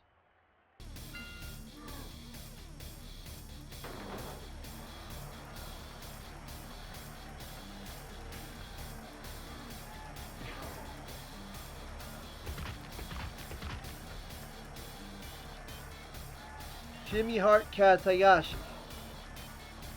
Heenan's ran in for Rey Mysterio Jr. Meng ran in for Fire, Che, Lee Marshall. As had Mean Gene Okerlund do a run-in for him. But it looks like they're up. They both get back in the ring in time. I was about to say we were looking at the verge of a count out and not being the end of it, but nope. They both got in just in the nick of time.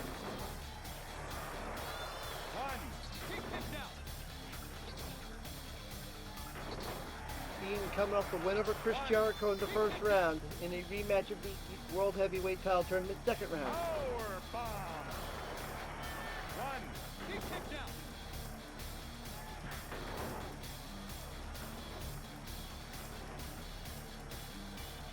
Heenan is pounding it out. One. He kicked out.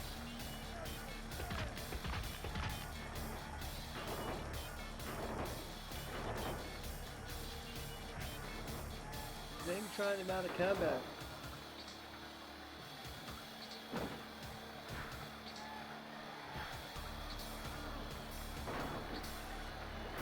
Ming is almost gone.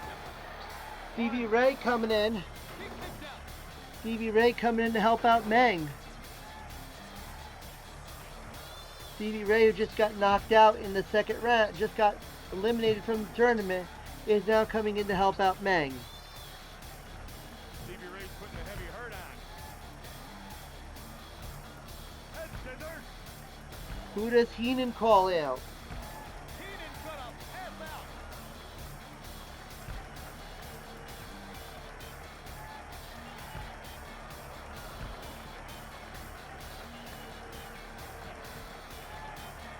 Heenan better get back in the ring, he does.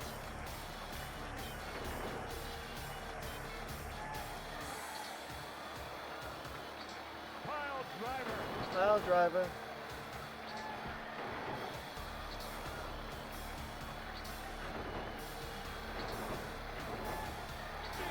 Unstoppable. Who does Heenan call out? Does he call out anybody? Backbreaker.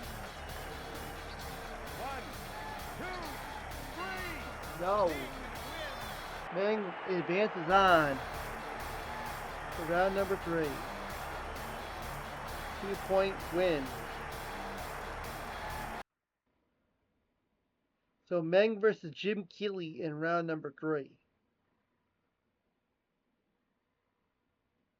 As we go into our other Nitro girl, still in the tournament, Shay.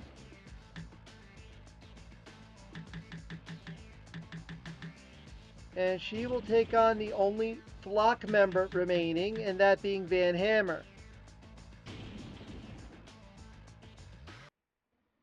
Van Hammer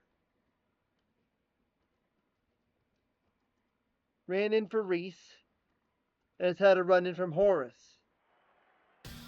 Shay The Frankensteiner. ran in for has run in from La Parka, Meng, and Iron Mike Tenay, and has Backbreaker. not had ran in for anybody else. So there's a chance that Van Hammer could get a tag team partner if Reese does a run in for him. 1. He kicked out.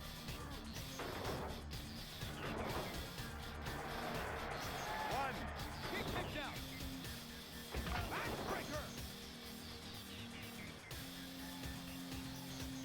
Vertical suplex.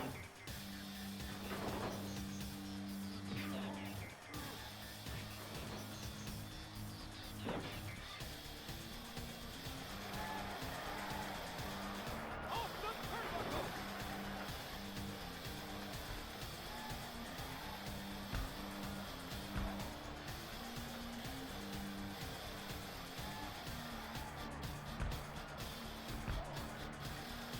Van Hammer's taking over. Van Hammer's got the edge on Che. But he's got to watch out. He's got the chance of getting counted out. Run in. Here we go. Who is it? And it's AC Jazz.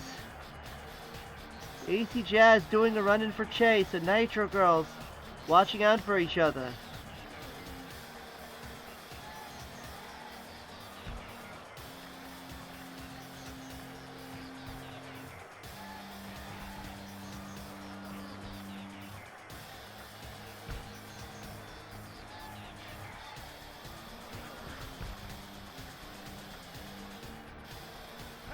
Trying to take down the block member.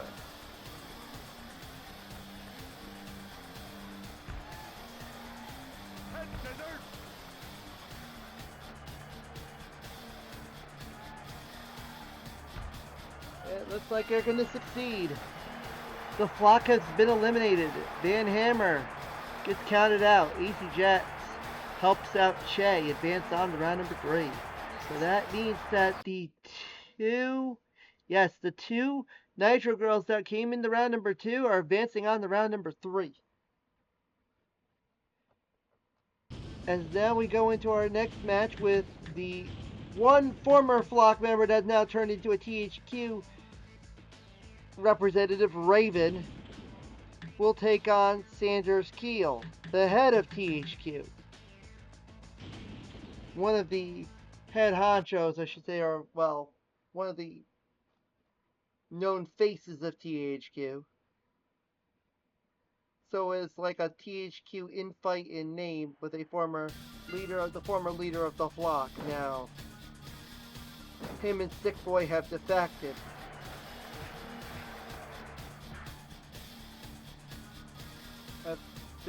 From the flock.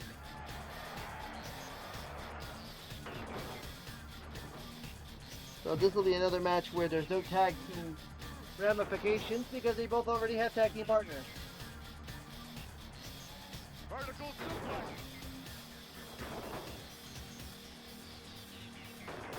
It's just who goes on to round number 3. The Frankensteiner! Kick and block. Sanders just pounding Raven with that microphone. And now got the guitar. Sanders still better watch out. He's getting near close to the count out. So even if Raven, you can do all he wants to Raven, but if he gets counted out, it's not going to be all for naught.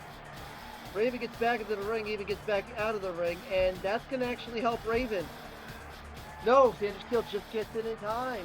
We almost thought it was going to be Raven snatching the victory, but not to be. Raven has a chance. Sanders Keel did a lot of damage before.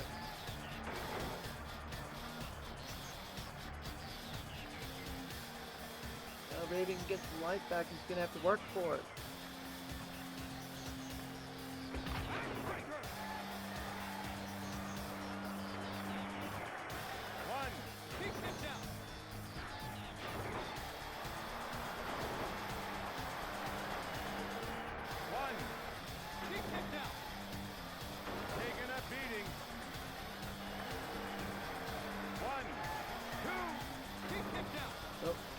Even flow DDT. Could this be a 3-point finish? It is. Even flow DDT to the 3 count. That's a 3-pointer for Raven. Our first 3-point pinfall. Raven giving the even flow to Sanders Keel. And now it will be Raven versus Che in round number 3.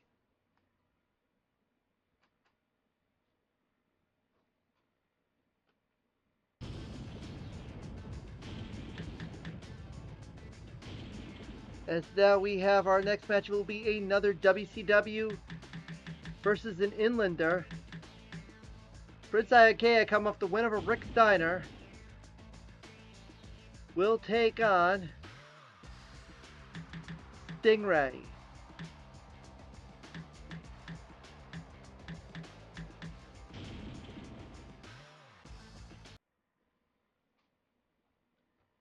Stingray, who beat Jim the Anvil Neidhart in round number 1.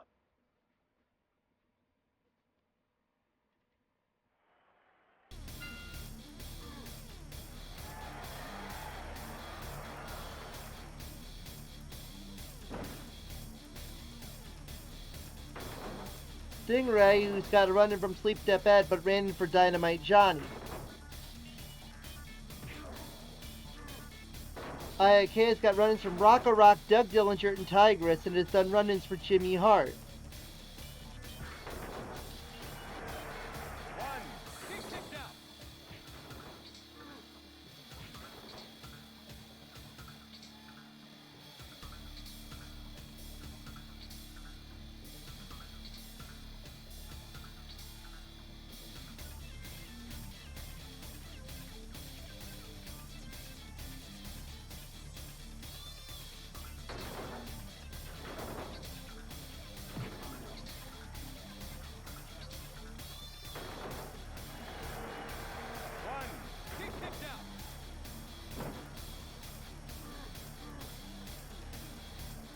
As we are getting down to the last 6 matches in round number 2.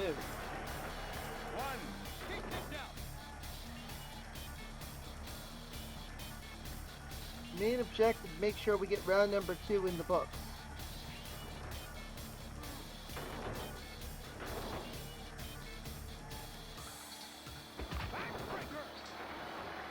Well, I continue to mention the third round matches in case I have to mute, and if we get to a point where in the middle of if we decide to go into round number 3 and I have to mute, we just finish off the turn, finish off the rest. Because there'd be 16 matches in that portion because it's 32. There's 34 or there's 32 matches here because it's 64. You can do the math from there.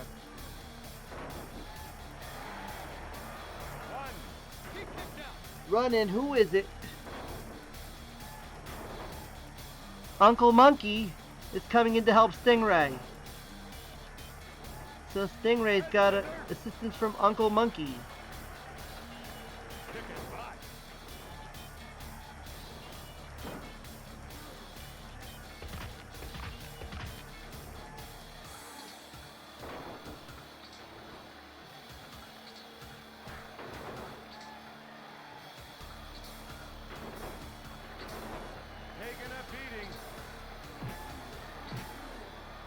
Oh, I had some dropouts earlier. I didn't notice that I had some dropped frames. I don't know where that came from. Dropped 105 frames earlier, but kind of weird on that. IAK in trouble now.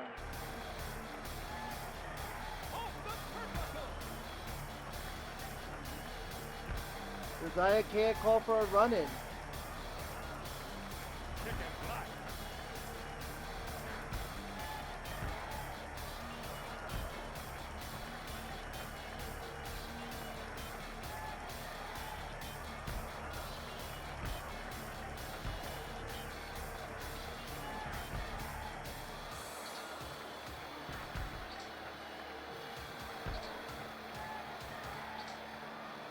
Stingray gets back at the ring, IAK gets back at the ring. Now they play the mind games.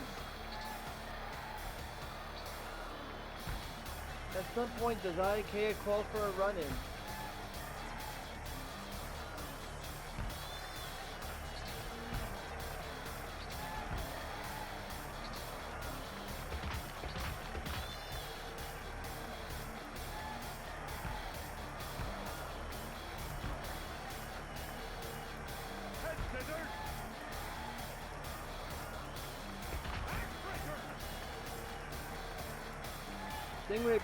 Stingray gets back in the ring in time.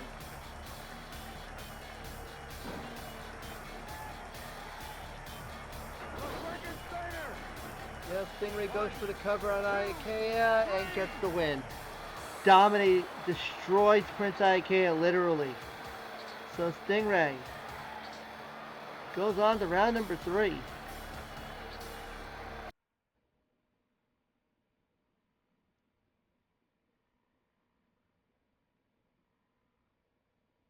And that'll bring us to our next 2. Will be a Wacky versus an Inlander.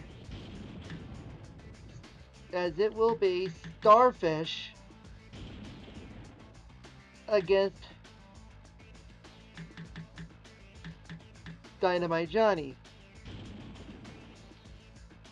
Dynamite Johnny, we mentioned Stingray did a run-in for him. Dynamite Johnny's done his share of run-ins. He's done it for John. He's done it for Chicken Boy. He's done it for Benji, Starfish. Ran in for Arjun Varj and Sailor and Cowboy and Sergeant. Nobody's ran in for him though.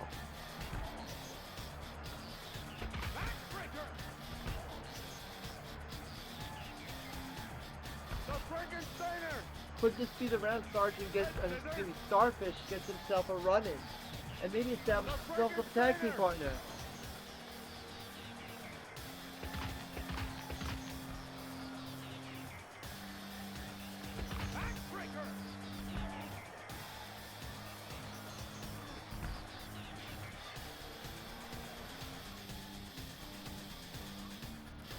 Back in the ring.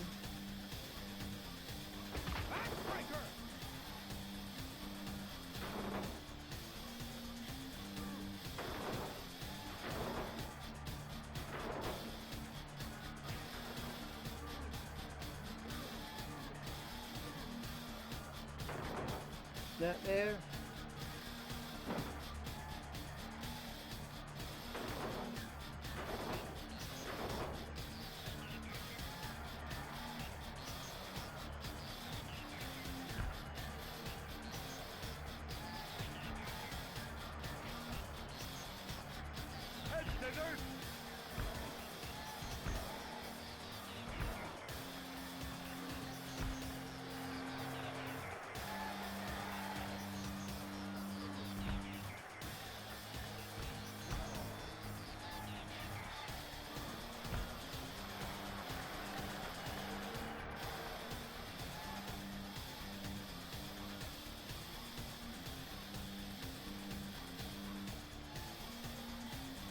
Powerbomb. One. He kicked out.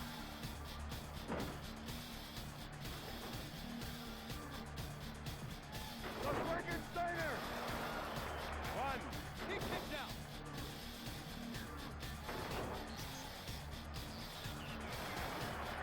One. He kicked out.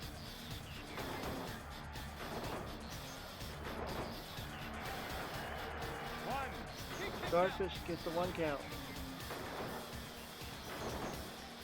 Still fairly even. Does one of them call for a run-in?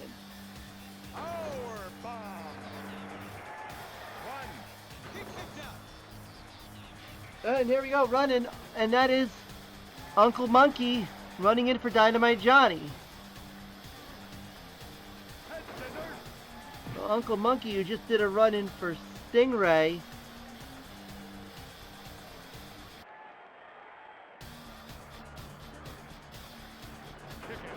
has now done a run-in for Dynamite Johnny. Does anyone do a run-in for Starfish? That's the bigger question.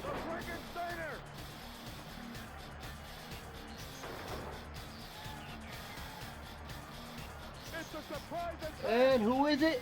Who is it? Sergeant! We've got her. I do believe that's a tag team partner. Is it? Starfish and Sergeant is a tag team. So we have our first wacky tag team. Sergeant and Starfish. Tag team number 5 has been established. Sergeant and Starfish.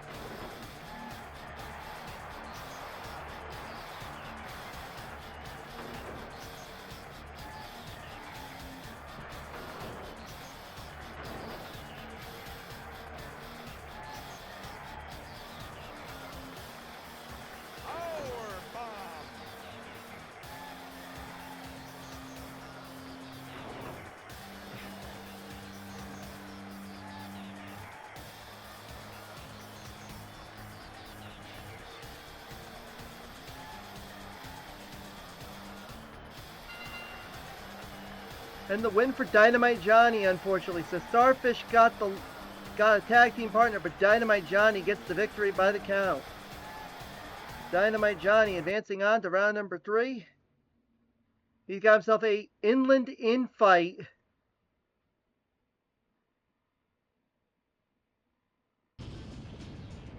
with Stingray in the next round. As now we go to a normal match with Wrath from WCW against an nWo Hollywood member in Disciple.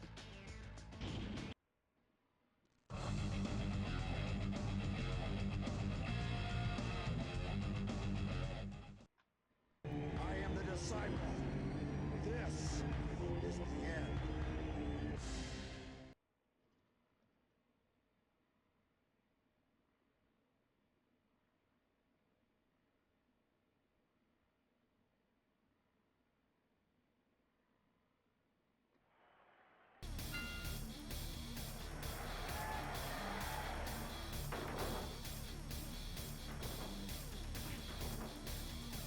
Head scissors. Head scissors.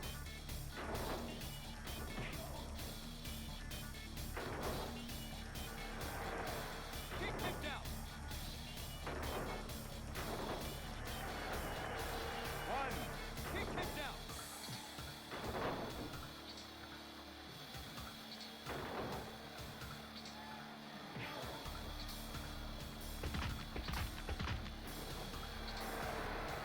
1.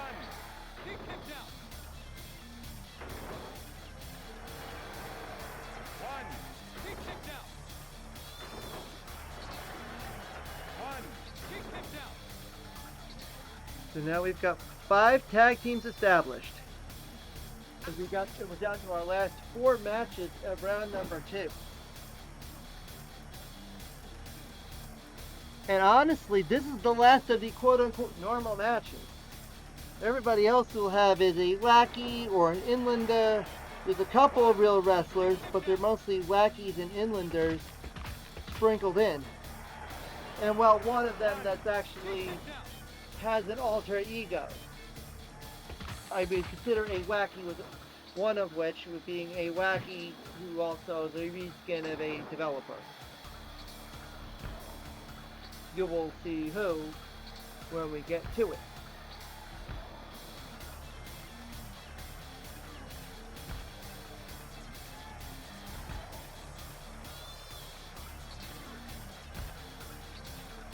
It would be interesting to see if in round number 3 if Uncle Monkey does a run-in for Stingray or Dynamite Johnny and establishes a tag team. Knowing that he's done run-ins for both and helped them both win their matches.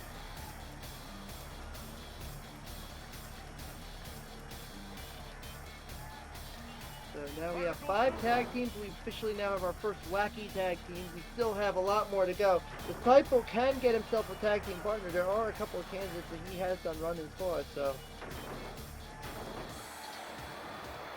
1. Kick kicked out. And with some nWo members advancing on in the Hollywood Here group, comes Rick Steiner. Rick Steiner's coming in to help out Raph. Backbreaker. Kick kicked out.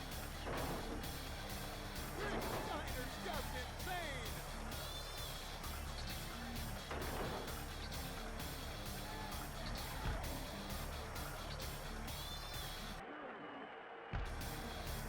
Disciple's done run-ins for Eric Bischoff. He's done run-ins for Miss Elizabeth, Buff Bagwell, Scott Steiner.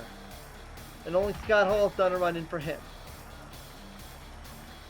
The disciple is taking a beating. And the Disciple's in trouble courtesy of WCW. Wrath and Rick Steiner both double teaming on him. Wrath is in rare form. Power slam. Wrath gets back in the ring. Wrath will get the win.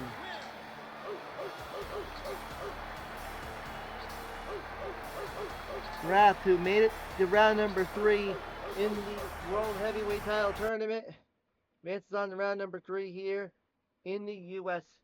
Heavyweight Title Tournament.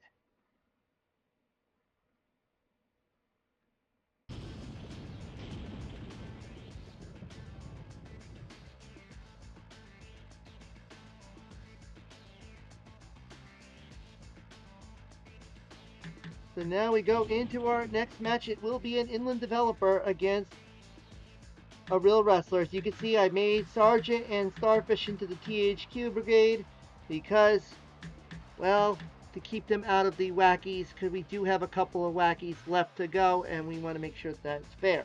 So Jamie DeLearned will take on Das Wunderkind.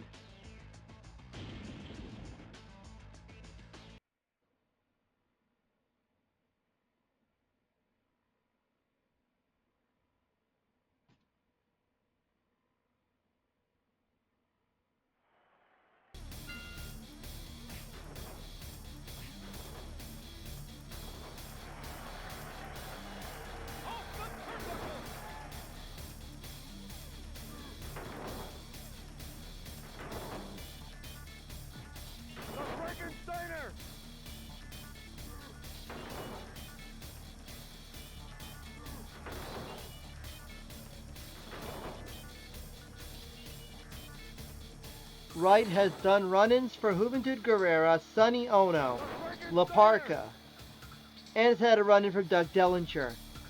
Jamie DeLearned ran in for Zumi. And he's got run-ins from Reanimator and Cobra, and John. So a little bit more to pick from in the form of Jamie DeLearned. Alex Wright, somewhat. Actually, I should say Alex Wright has more to pick from. Jamie DeLearned has only done so many run-ins that more run-in in his matches. But when you go more rounds and the farther you go in tournaments, more chances you can do run-ins and create potential partners. Also, with the weeding down of the other members, as here comes a run-in. Who is it? Up, 5 o'clock Tony. 5 o'clock Tony has arrived. And that means that 5 o'clock Tony is going to be a potential partner for Jamie DeLearned. So that means we will have to restart the match. And now he's stuck with the bag that is 5 o'clock Tony. So Jamie DeLearned has 5 o'clock Tony as a tag team partner, possibly. He better hope he can get himself a tag team partner that is, that could make up for lost ground, because otherwise he's going to be stuck with him as his apron boy, I guess you would say. Because you know you're not going to put 5 o'clock Tony in the match first. You're going to have, Jamie's going to have to try to do all the work, be the workhorse of the match, I guess you would say. So that's basically what happens. You get 5 o'clock Tony, you're going to be stuck with him. It's either you get 5 o'clock Tony or you get Veal. It's either you get the good side or the bad side. If you get Veal, you could hope that, you know what, you don't want to have to get a tag team partner, because you're going to have Veal and you're going to be like your ace in the pocket. That you'd be like, you have him tag in, you're going to be like, oh, up, I need help, here you go, tag him in, and Veal will run roughshod. If you get 5 o'clock Tony, you're toast.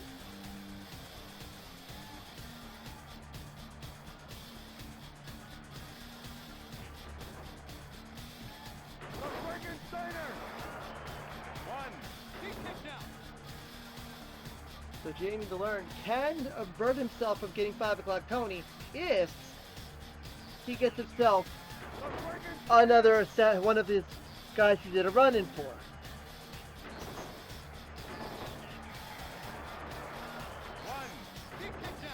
So now I can remove all the unnecessary. Unfortunately, Sailor, who was hoping to get himself Starfish, he got himself kind of snubbed from that one. Ultimo Dragon is coming in for Alex Wright. So Alex Wright got himself a potential partner in Ultimo Dragon, as well as Doug Dillinger.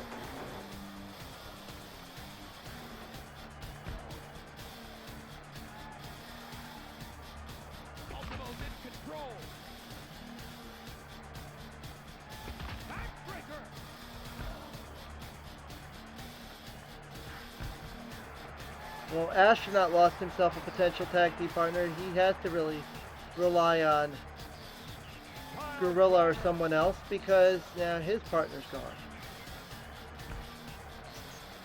So there were a couple that basically took the beatings there. Now Jamie's learned in trouble. He might get himself counted out. It looks like Alex Wright's going to get the win. And unfortunately for Jamie the Learned, he's going to be stuck with that bag that is 5 o'clock Tony.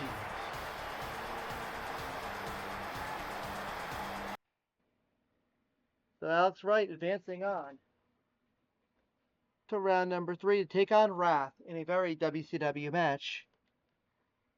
Even though it would be more of like a squash match of some sorts for Wrath. But now we go into our other nWo Wolfpack member still left. The only one left in the group, Macho Man Randy Savage, to take on a Wacky in the form of Cowboy. And our second to last match of the second round, the other match we have left is Gucci and Bobby. Inland versus Wacky.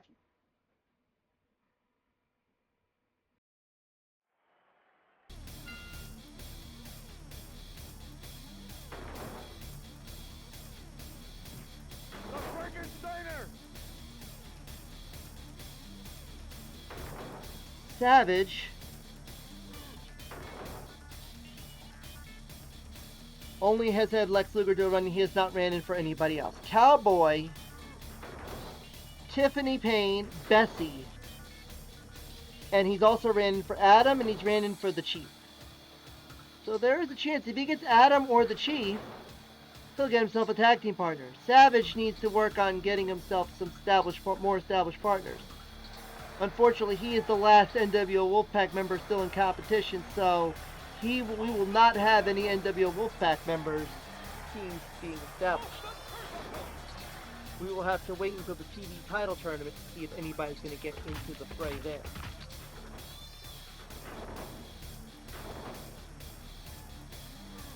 So we've had our 5 o'clock Tony sighting here in the U.S. Heavyweight Title Tournament. We only had him in the World Title Tournament to show that what happens if he's in a match.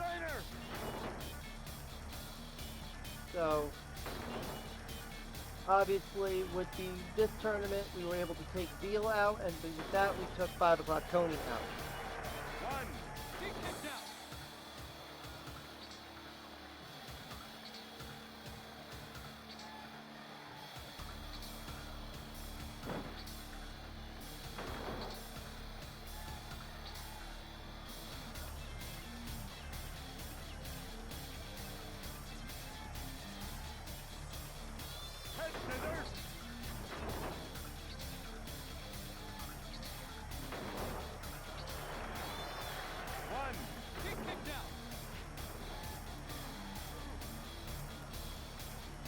Next time you'll see 5 o'clock Tony in an actual match will be in the tag team tournament. As here comes a run-in. Who is it? Crush Step is coming in to help out Cowboy. So now another heel, I guess you would say. Crush Step, who's been the subject of controversy over a lot of things, with Short Circuit and stuff, is now coming to the aid of Cowboy to try to take out the Macho Man.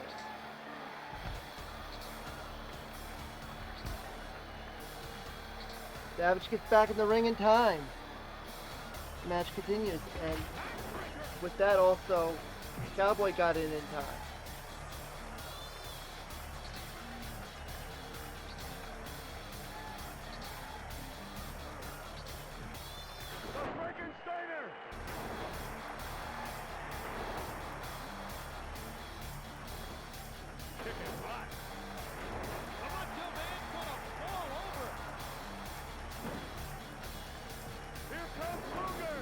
Here comes Lex Luger.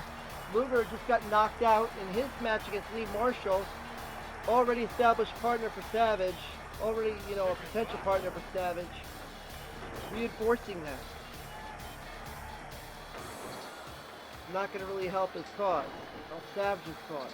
Compared to Nash or Sting or Conan, who have yet to establish him as a partner.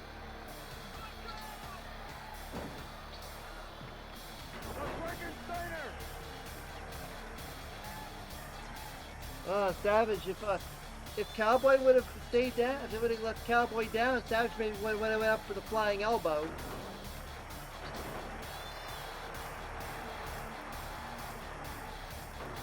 See what happens.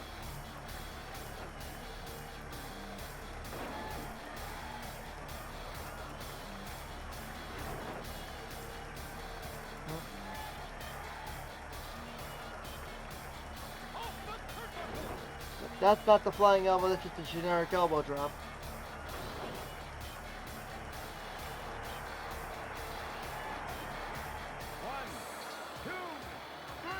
Savage wins.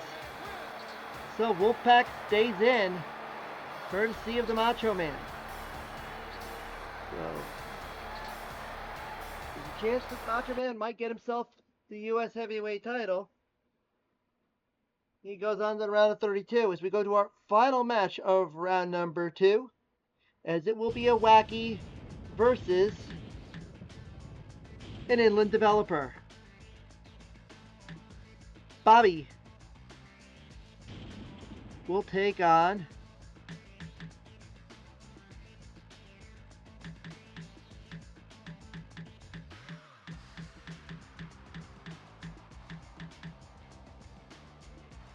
Gucci.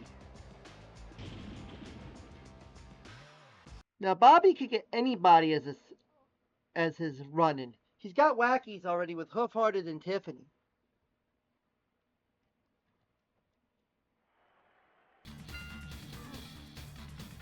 Gucci has had Zumi do a run-in for him. He's also done in for Sleep Step Ed.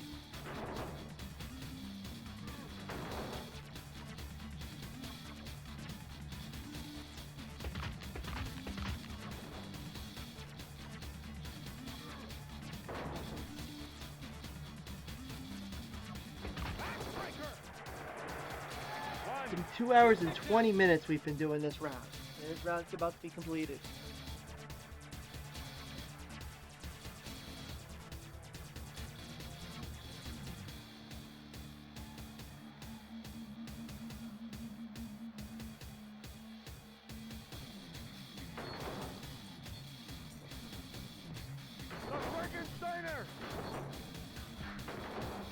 The winner will face the Macho Man.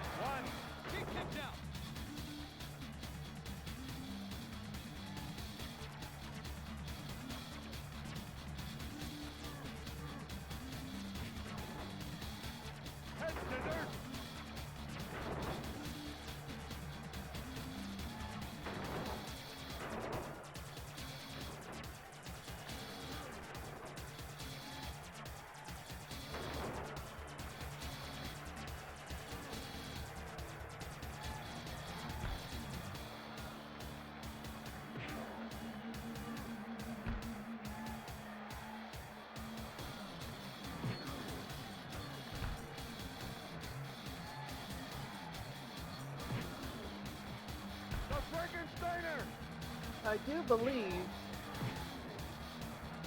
I think,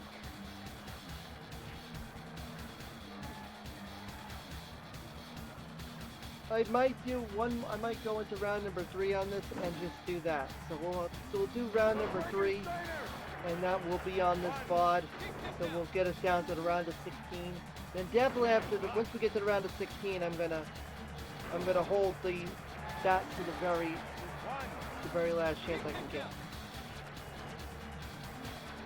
Even if it means I need to mute at any point just to finish the round.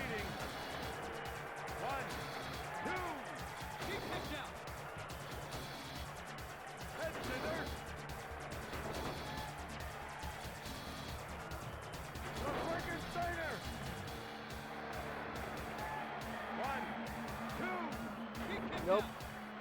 No 3 counts yet for Bobby. Does Gucci call for a run-in? He might have to sooner or later. Power bomb. 1, 2.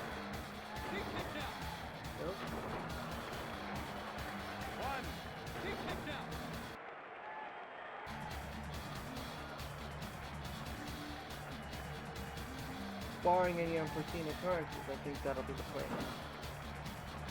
Fortunately, nobody is watching the Twitch feed as it's happening right now. The VOD will probably get more views as Bobby destroys Gucci. So Bobby,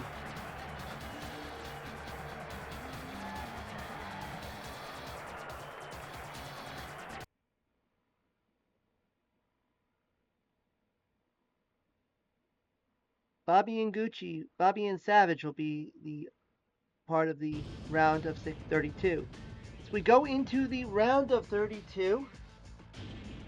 Figured I'd get this round in. It's 16 more matches, and then we will put it in the books for today and leave the remaining the round of 16, the round of 8, and the final 4 and finals for another day.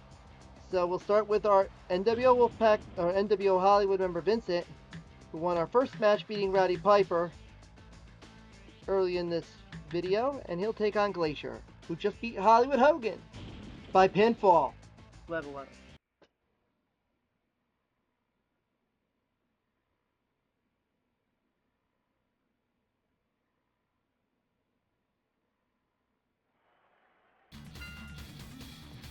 The Frankensteiner!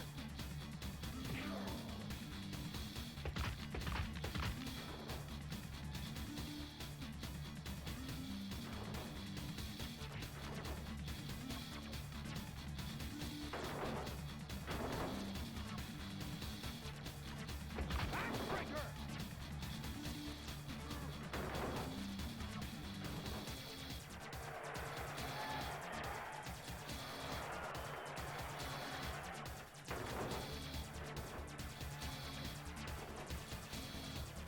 Head scissors!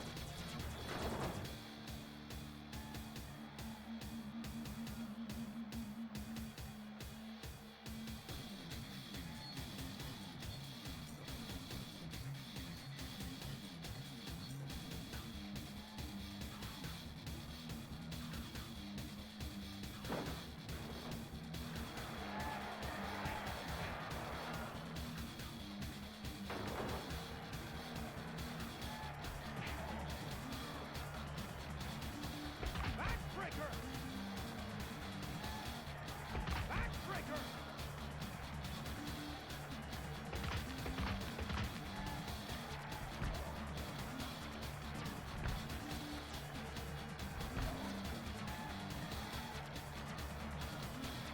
The Frankensteiner! Pretty close to that TV. Someone's going to take it up, and Vincent took it, but didn't really do much with it.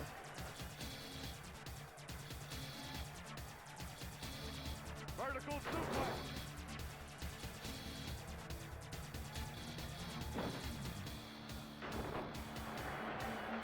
One. He kicked out. Power bomb!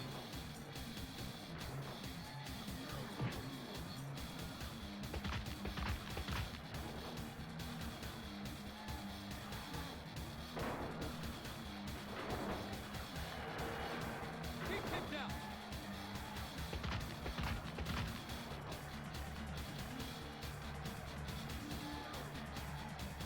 Backbreaker! One. He kicked out. Yep.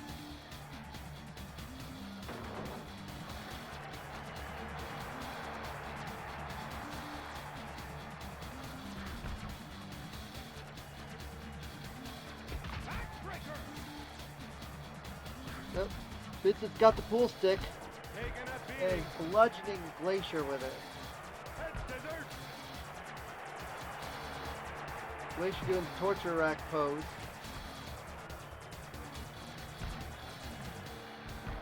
Here comes Miller. Ernest Miller coming in to help out Glacier. Kicking back.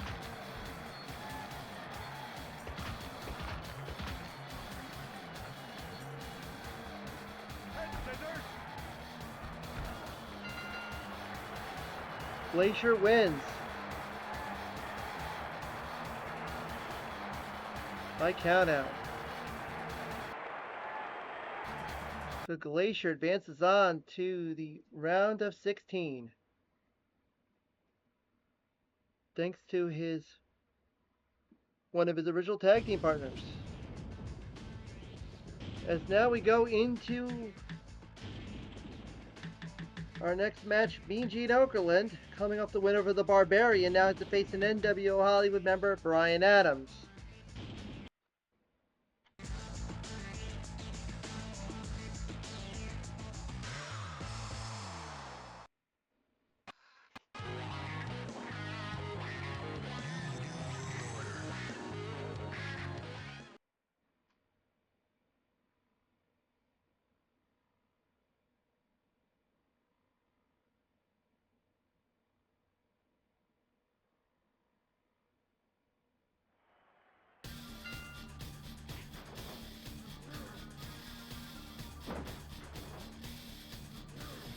The Frankensteiner. One. He kicked out.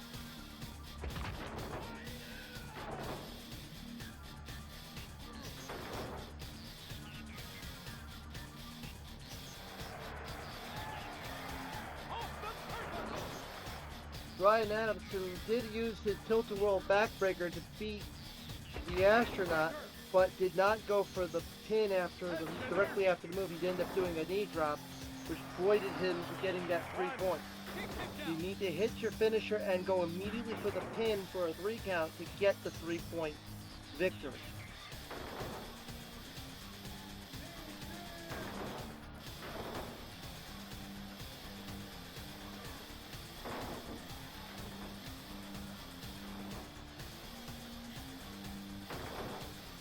Oakland's finisher One.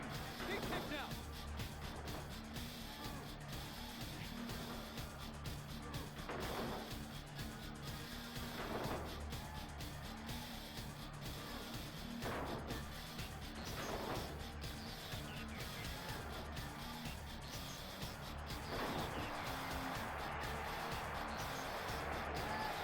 One. He kicked out.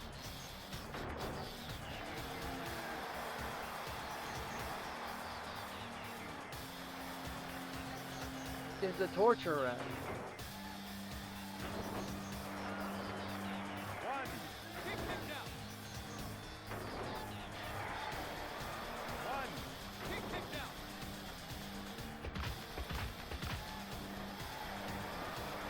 One. He kicked out. Reverse DDT, One. He kicked out. basically the Scorpion Death Drop.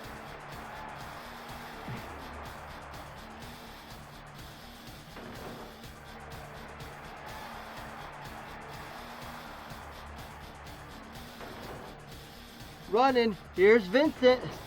Vincent running in for Bryan Adams.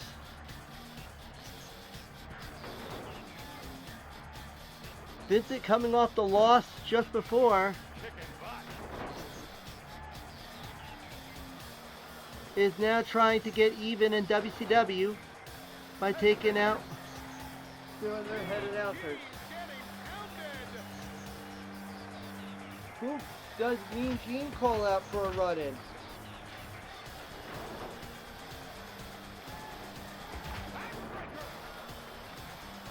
It's kind of ironic that we see a wrestler who just wrestled and now they're doing a run-in for someone else. Head scissors. We just saw Vincent lose and now Vincent's coming out to get his heat back.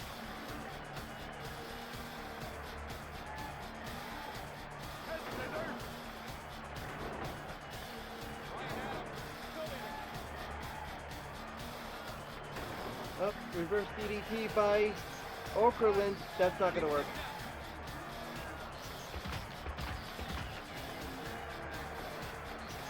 One. And Adams Three. gets the win. nWo getting even with WCW here.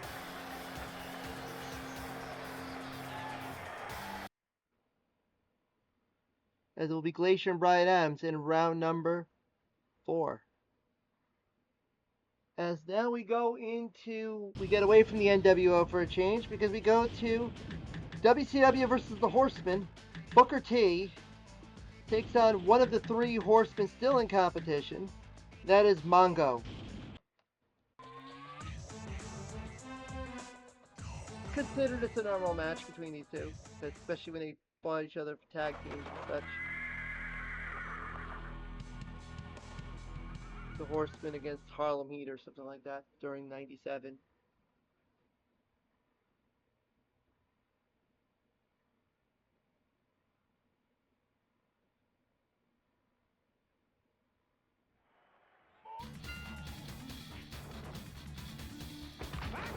Will we possibly see a tag team establishment? All you need is Chris Benoit to do a run-in, and that will get Mongo a partner. One. He's kicked out.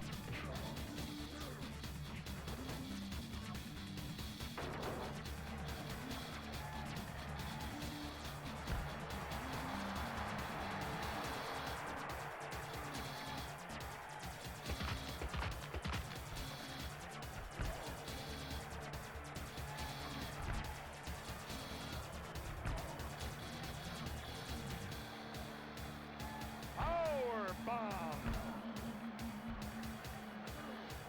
Head scissors.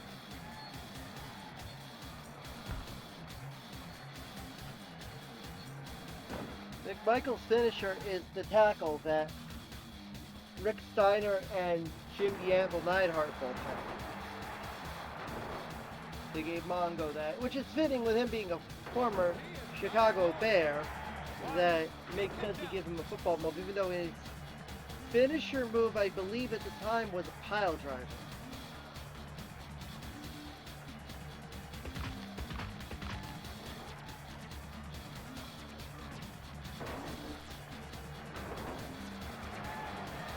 One. He's kicked out. Backbreaker.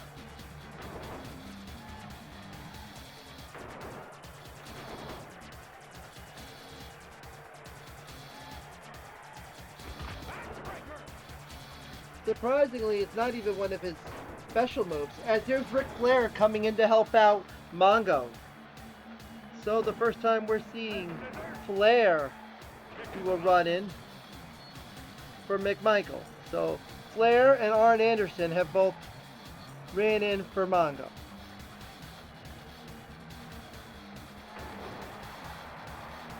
Flair, who is actually coming up, could have a chance for a potential tag team partner if he gets McMichael. Head scissors. Booker T's almost gone. Booker's in trouble though.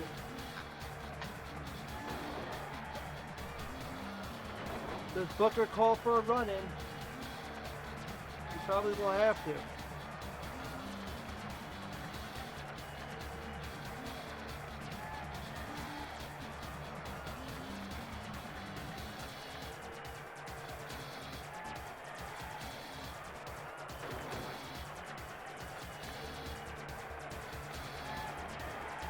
One, two, three. McMichael wins. Yep, Mongo going on, the Horseman. Staying alive.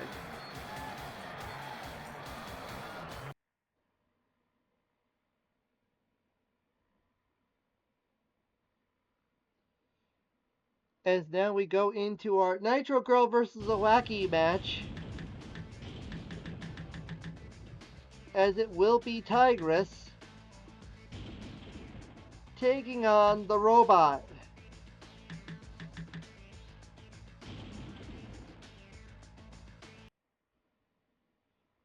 And we know for the round of 16 it will be Glacier and Brian Adams. Winner of this will face Mongo.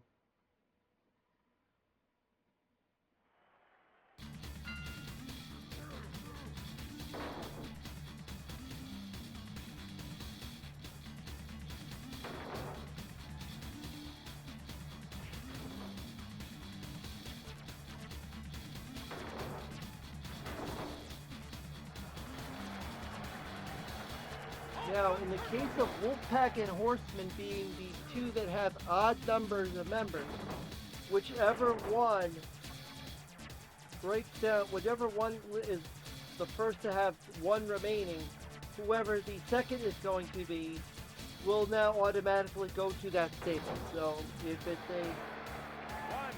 He kicked out.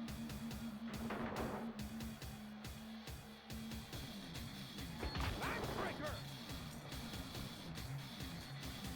a lot easier if it was Flair, because then Flair doesn't really, the outfit doesn't change, so it doesn't matter which side you put him in. If you put him a Horseman or a Wolfpack, he's not going to change his outfit.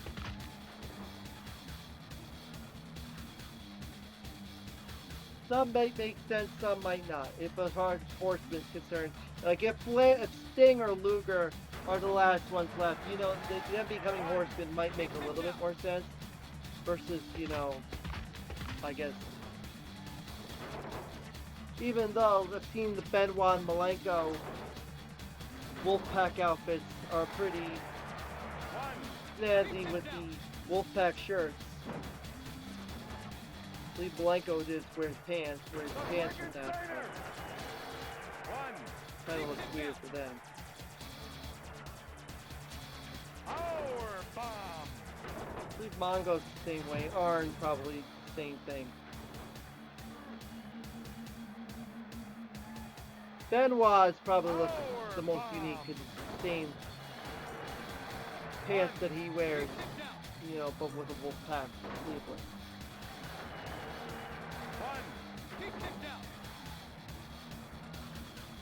Pile driver.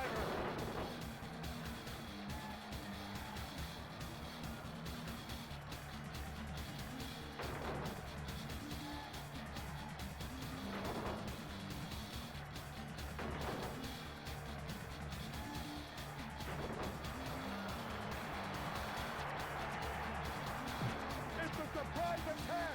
Who is it? Vertical suplex. Shay. Shay is coming in to help out Tigress.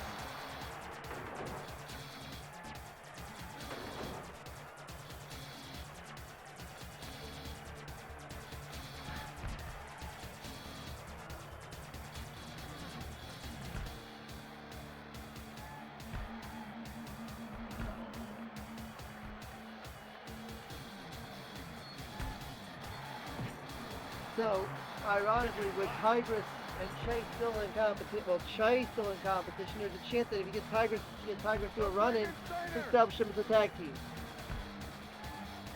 Robot on the verge of getting counted out.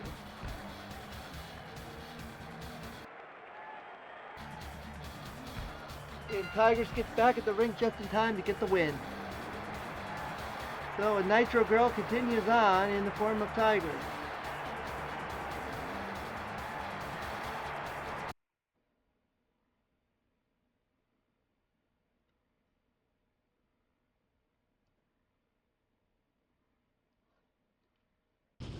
As now we have our THQ developer versus nWo Hollywood. Leyland Ma versus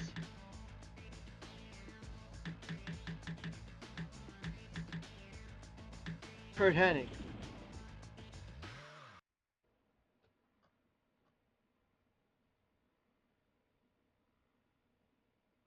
Kurt Hennig still looking for a partner.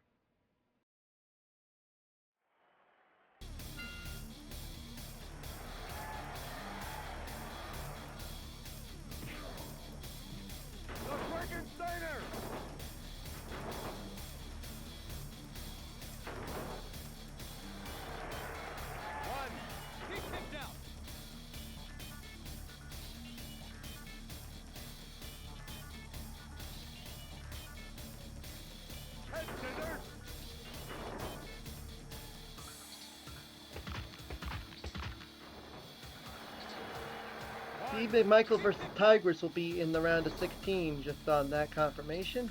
Hennig had Buff Bagwell do a run-in for him, but he's running for Scott Norton, and that's really it.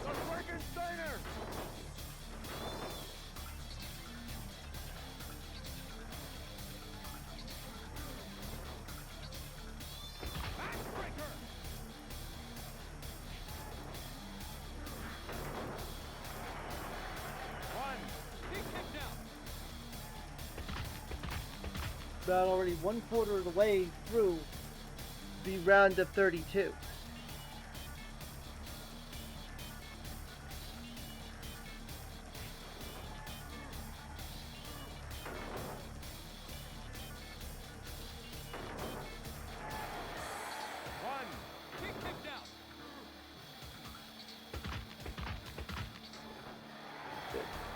Yes.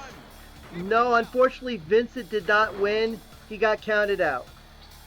Sorry, I have just got back into checking the chat now. Welcome, WrestleDev.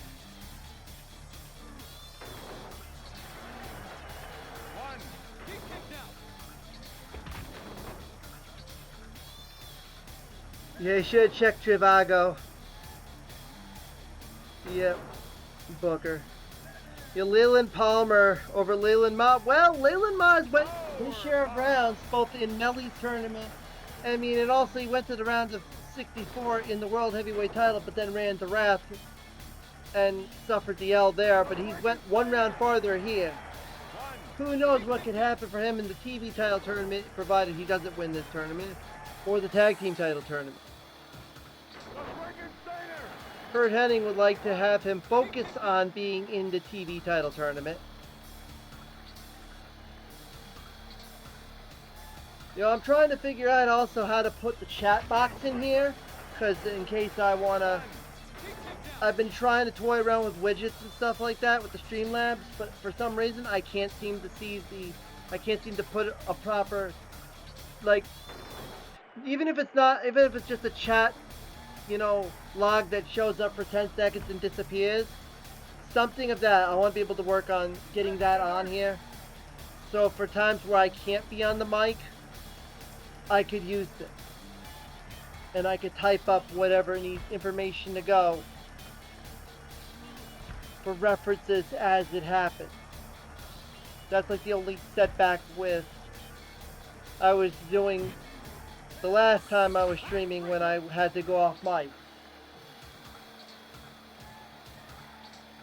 I plan on getting this round of 32 completed before today is over. I wanted to get round 2 done. We got round 2 done. If we can get round 3 done, that would be great. I don't want to like put myself in a position where I have to bite off more than I can chew.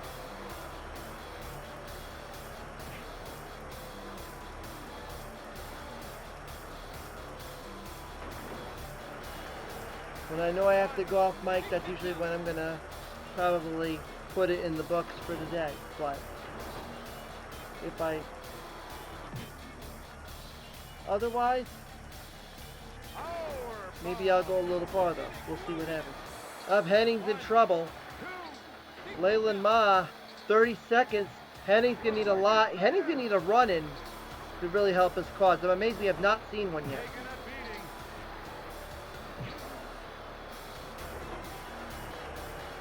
Hennig. Nope.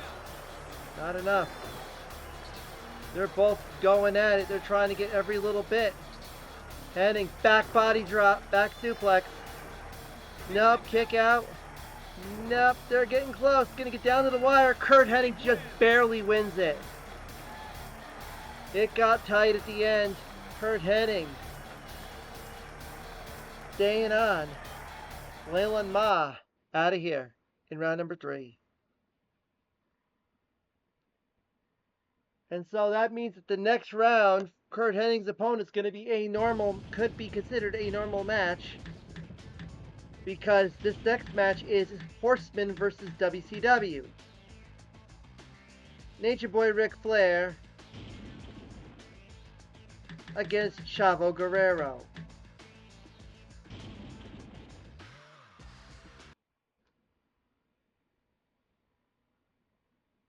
We have one Horseman advancing on to round number 4 in Mongo. Thanks to Ric Flair. Chavo made it to the semifinals in the Melly tournament, now in the round of 32 here. I would like to take out Ric Flair.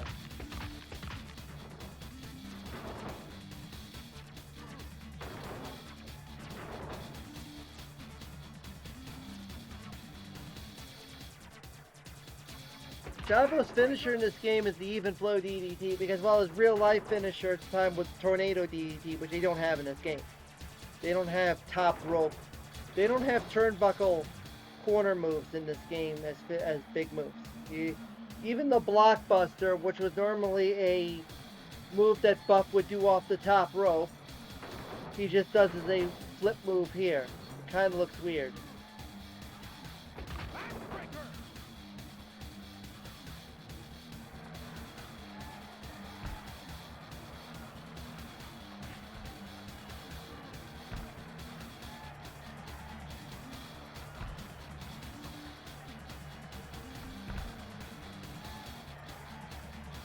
There are wrestlers in this game that still have the blockbuster as a finisher move.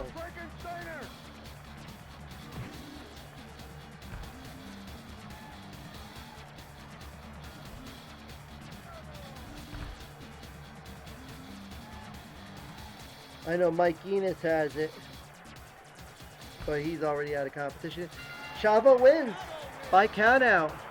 So Flair's out of here in round number 3.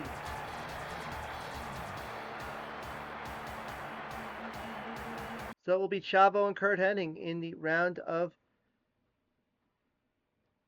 16. I'm here for Jack Victory versus Bilvis Wesley.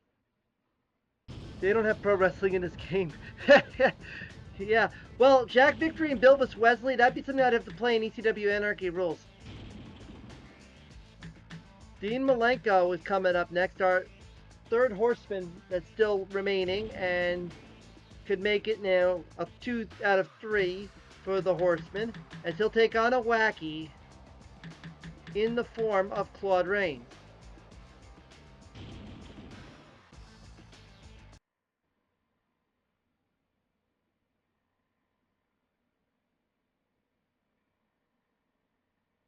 Incidentally enough, the Wacky Brigade not that strong here. Robot just lost to Tigress. Now we're seeing Claude Rains. We still have Crush Depth coming up. And we have Bobby.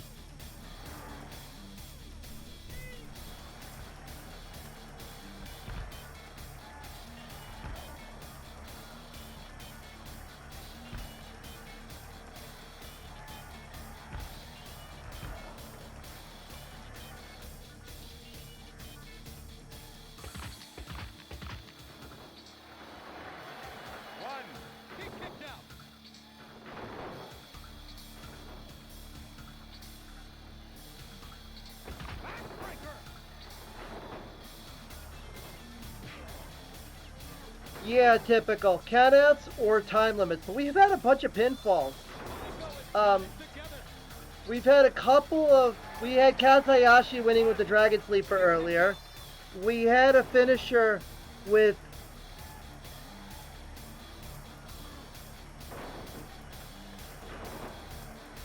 I think someone else got a 3-point finisher.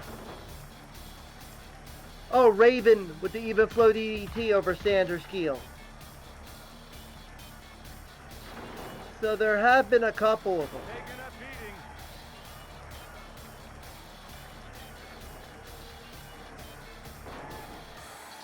I mean, maybe one day I'll do an ECW Anarchy rules thing, but it's like sometimes not just the announcing, but like all the grunts and everything that were in the game are just annoying as all hell. But Dean Malenko keeps the Horseman going. 2 points for Dean. And that's another wacky gone. There's only really now we're down to 2 wackies remaining. Really starting to weed down the groups here. As now we go into a wacky versus a developer fight.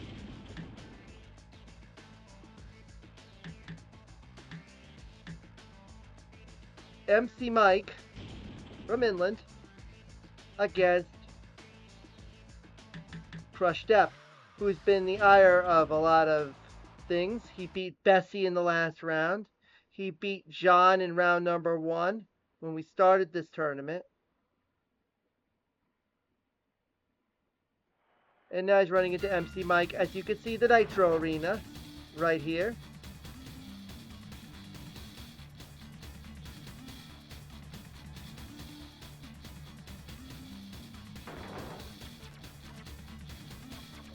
And there he goes. Look at the ropes all of a sudden turned blue.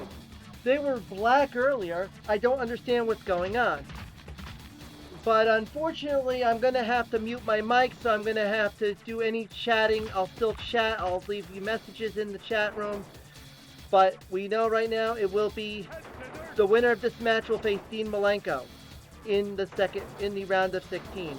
We have the remaining matches I will be showing will be Benji versus Eddie Guerrero, Kaz Hayashi versus Iron Mike Tenay, Scott Norton versus Lee Marshall, Jim Keeley versus Meng, Shay versus Raven, Stingray versus Giant Dynamite Johnny in an inland infight, Wrath versus Alex Wright, and the final match I will show is Macho Man Randy Savage versus Bobby. Be sure to follow my Twitch, YouTube, Blue Sky at WrestleSim, and I'll be muting my mic, but you can join the rest of the matches, and I will be interacting with WrestleDev. Stick around, I will chat with you as I go, and I'll provide the information accordingly.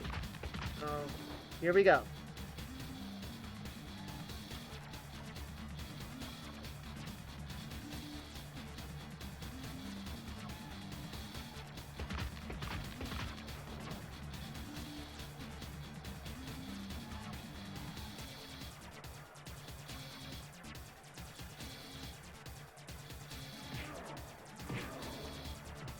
The Frankensteiner. One. He kicked out.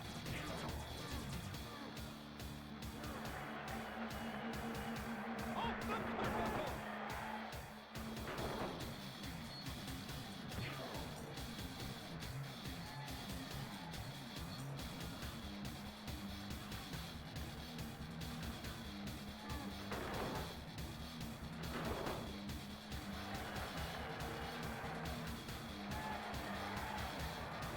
Off the turnbuckle.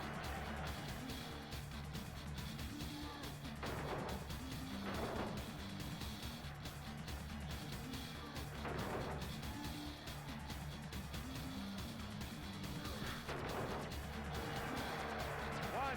He kicked out.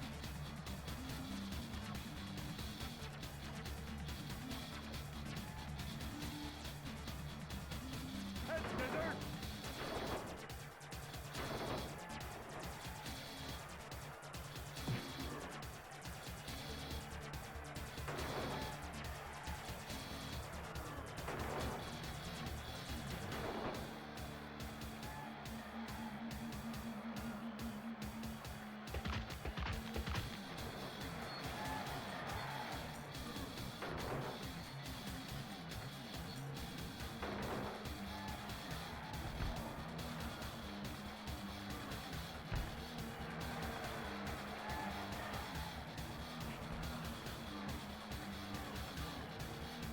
Backbreaker.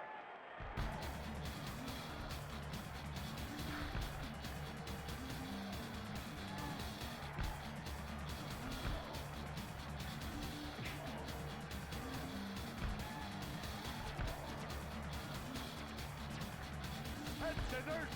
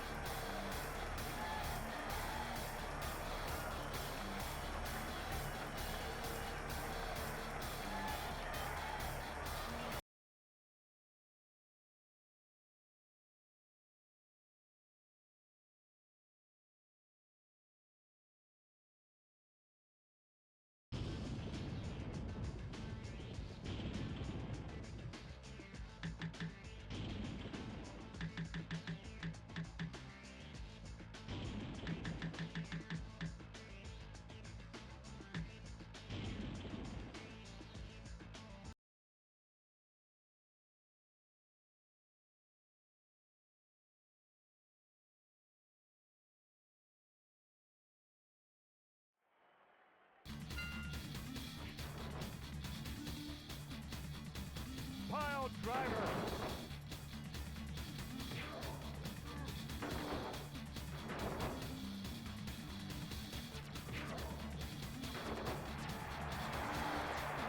One.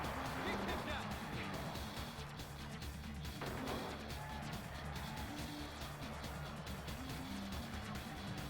The Frankensteiner. Backbreaker.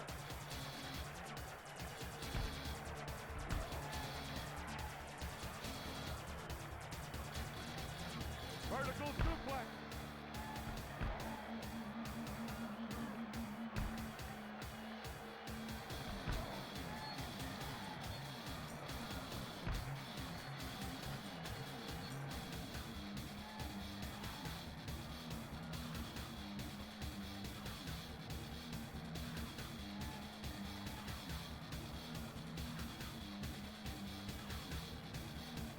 Power bomb. One. He kicked out. The Frankensteiner.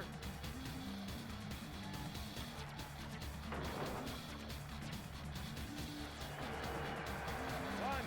He kicked out.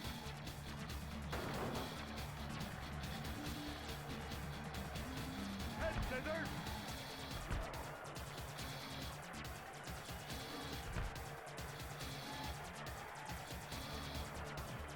The Frankensteiner!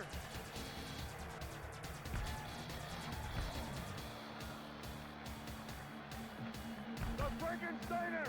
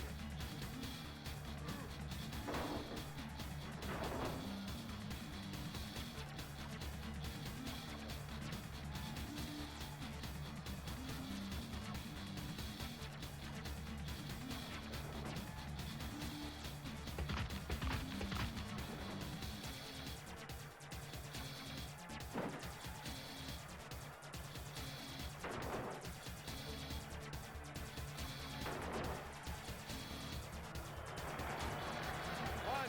He kicked out.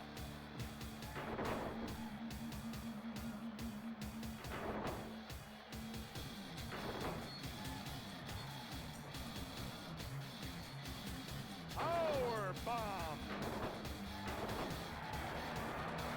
One. He kicked out.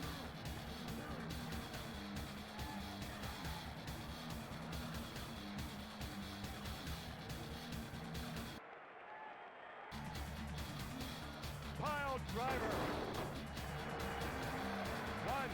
He kicked out. The Frankensteiner. Backbreaker. One. He kicked out.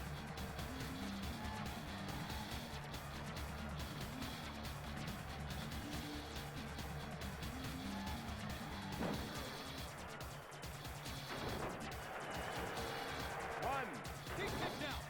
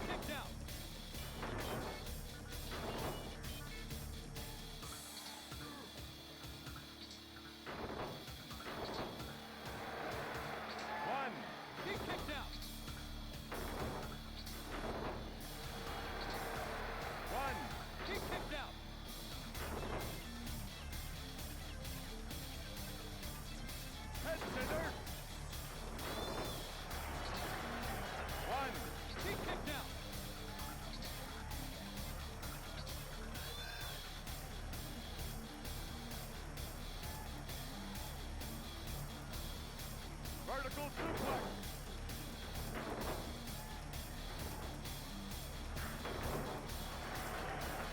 One. He kicked out. The Frankensteiner. One.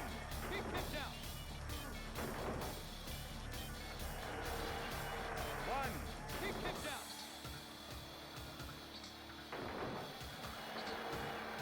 One. He kicked out.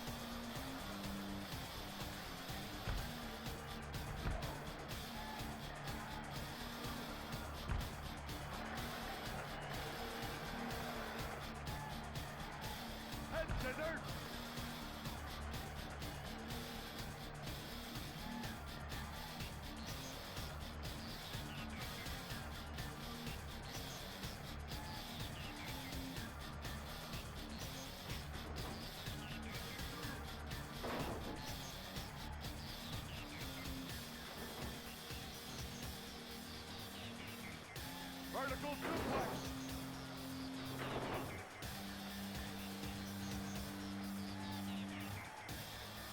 Power bomb.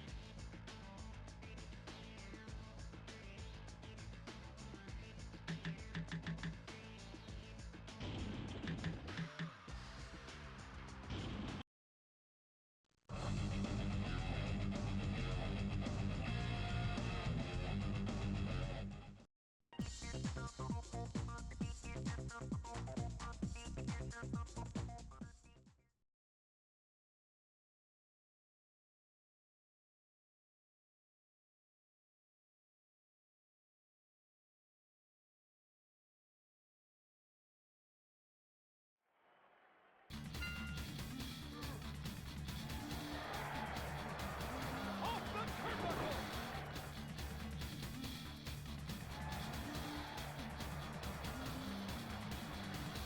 Power bomb.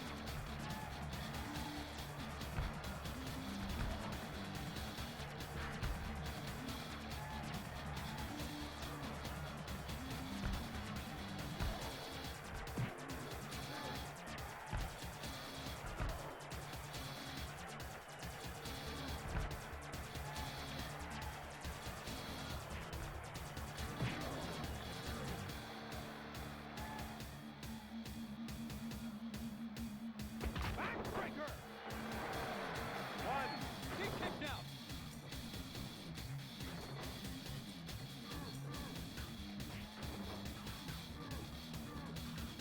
Head scissors.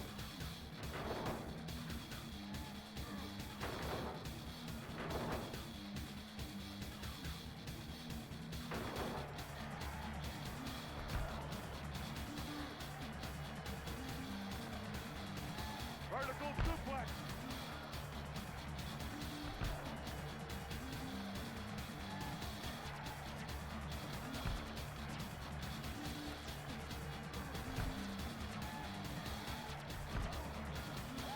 Here comes Kimberly. Backbreaker.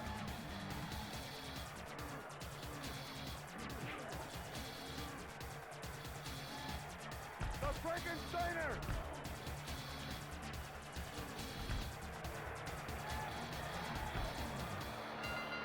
The Wonder Kid wins.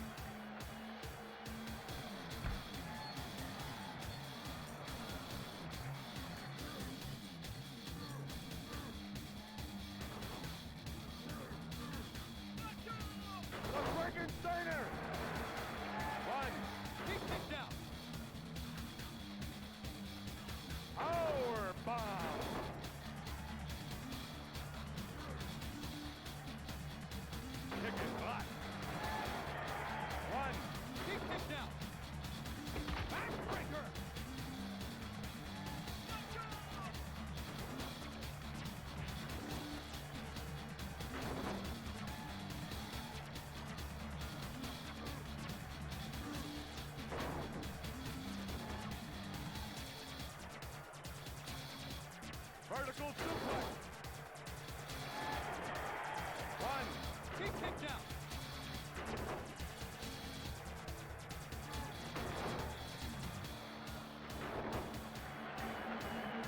One. He kicked out.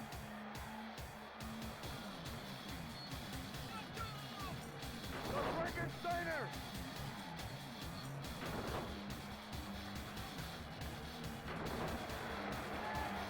One. He kicked out.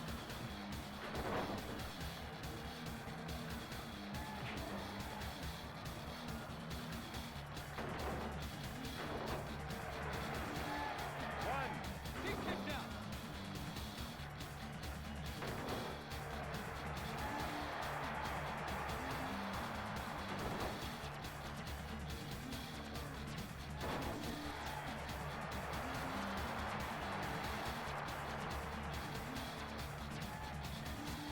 Power bomb.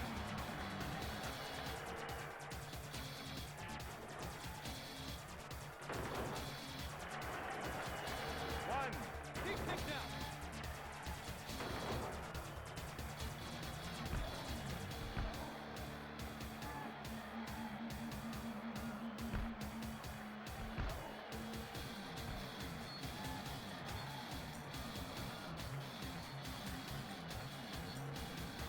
It's a surprise attack.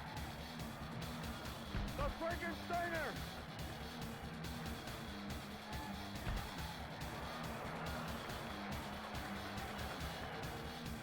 Head scissors.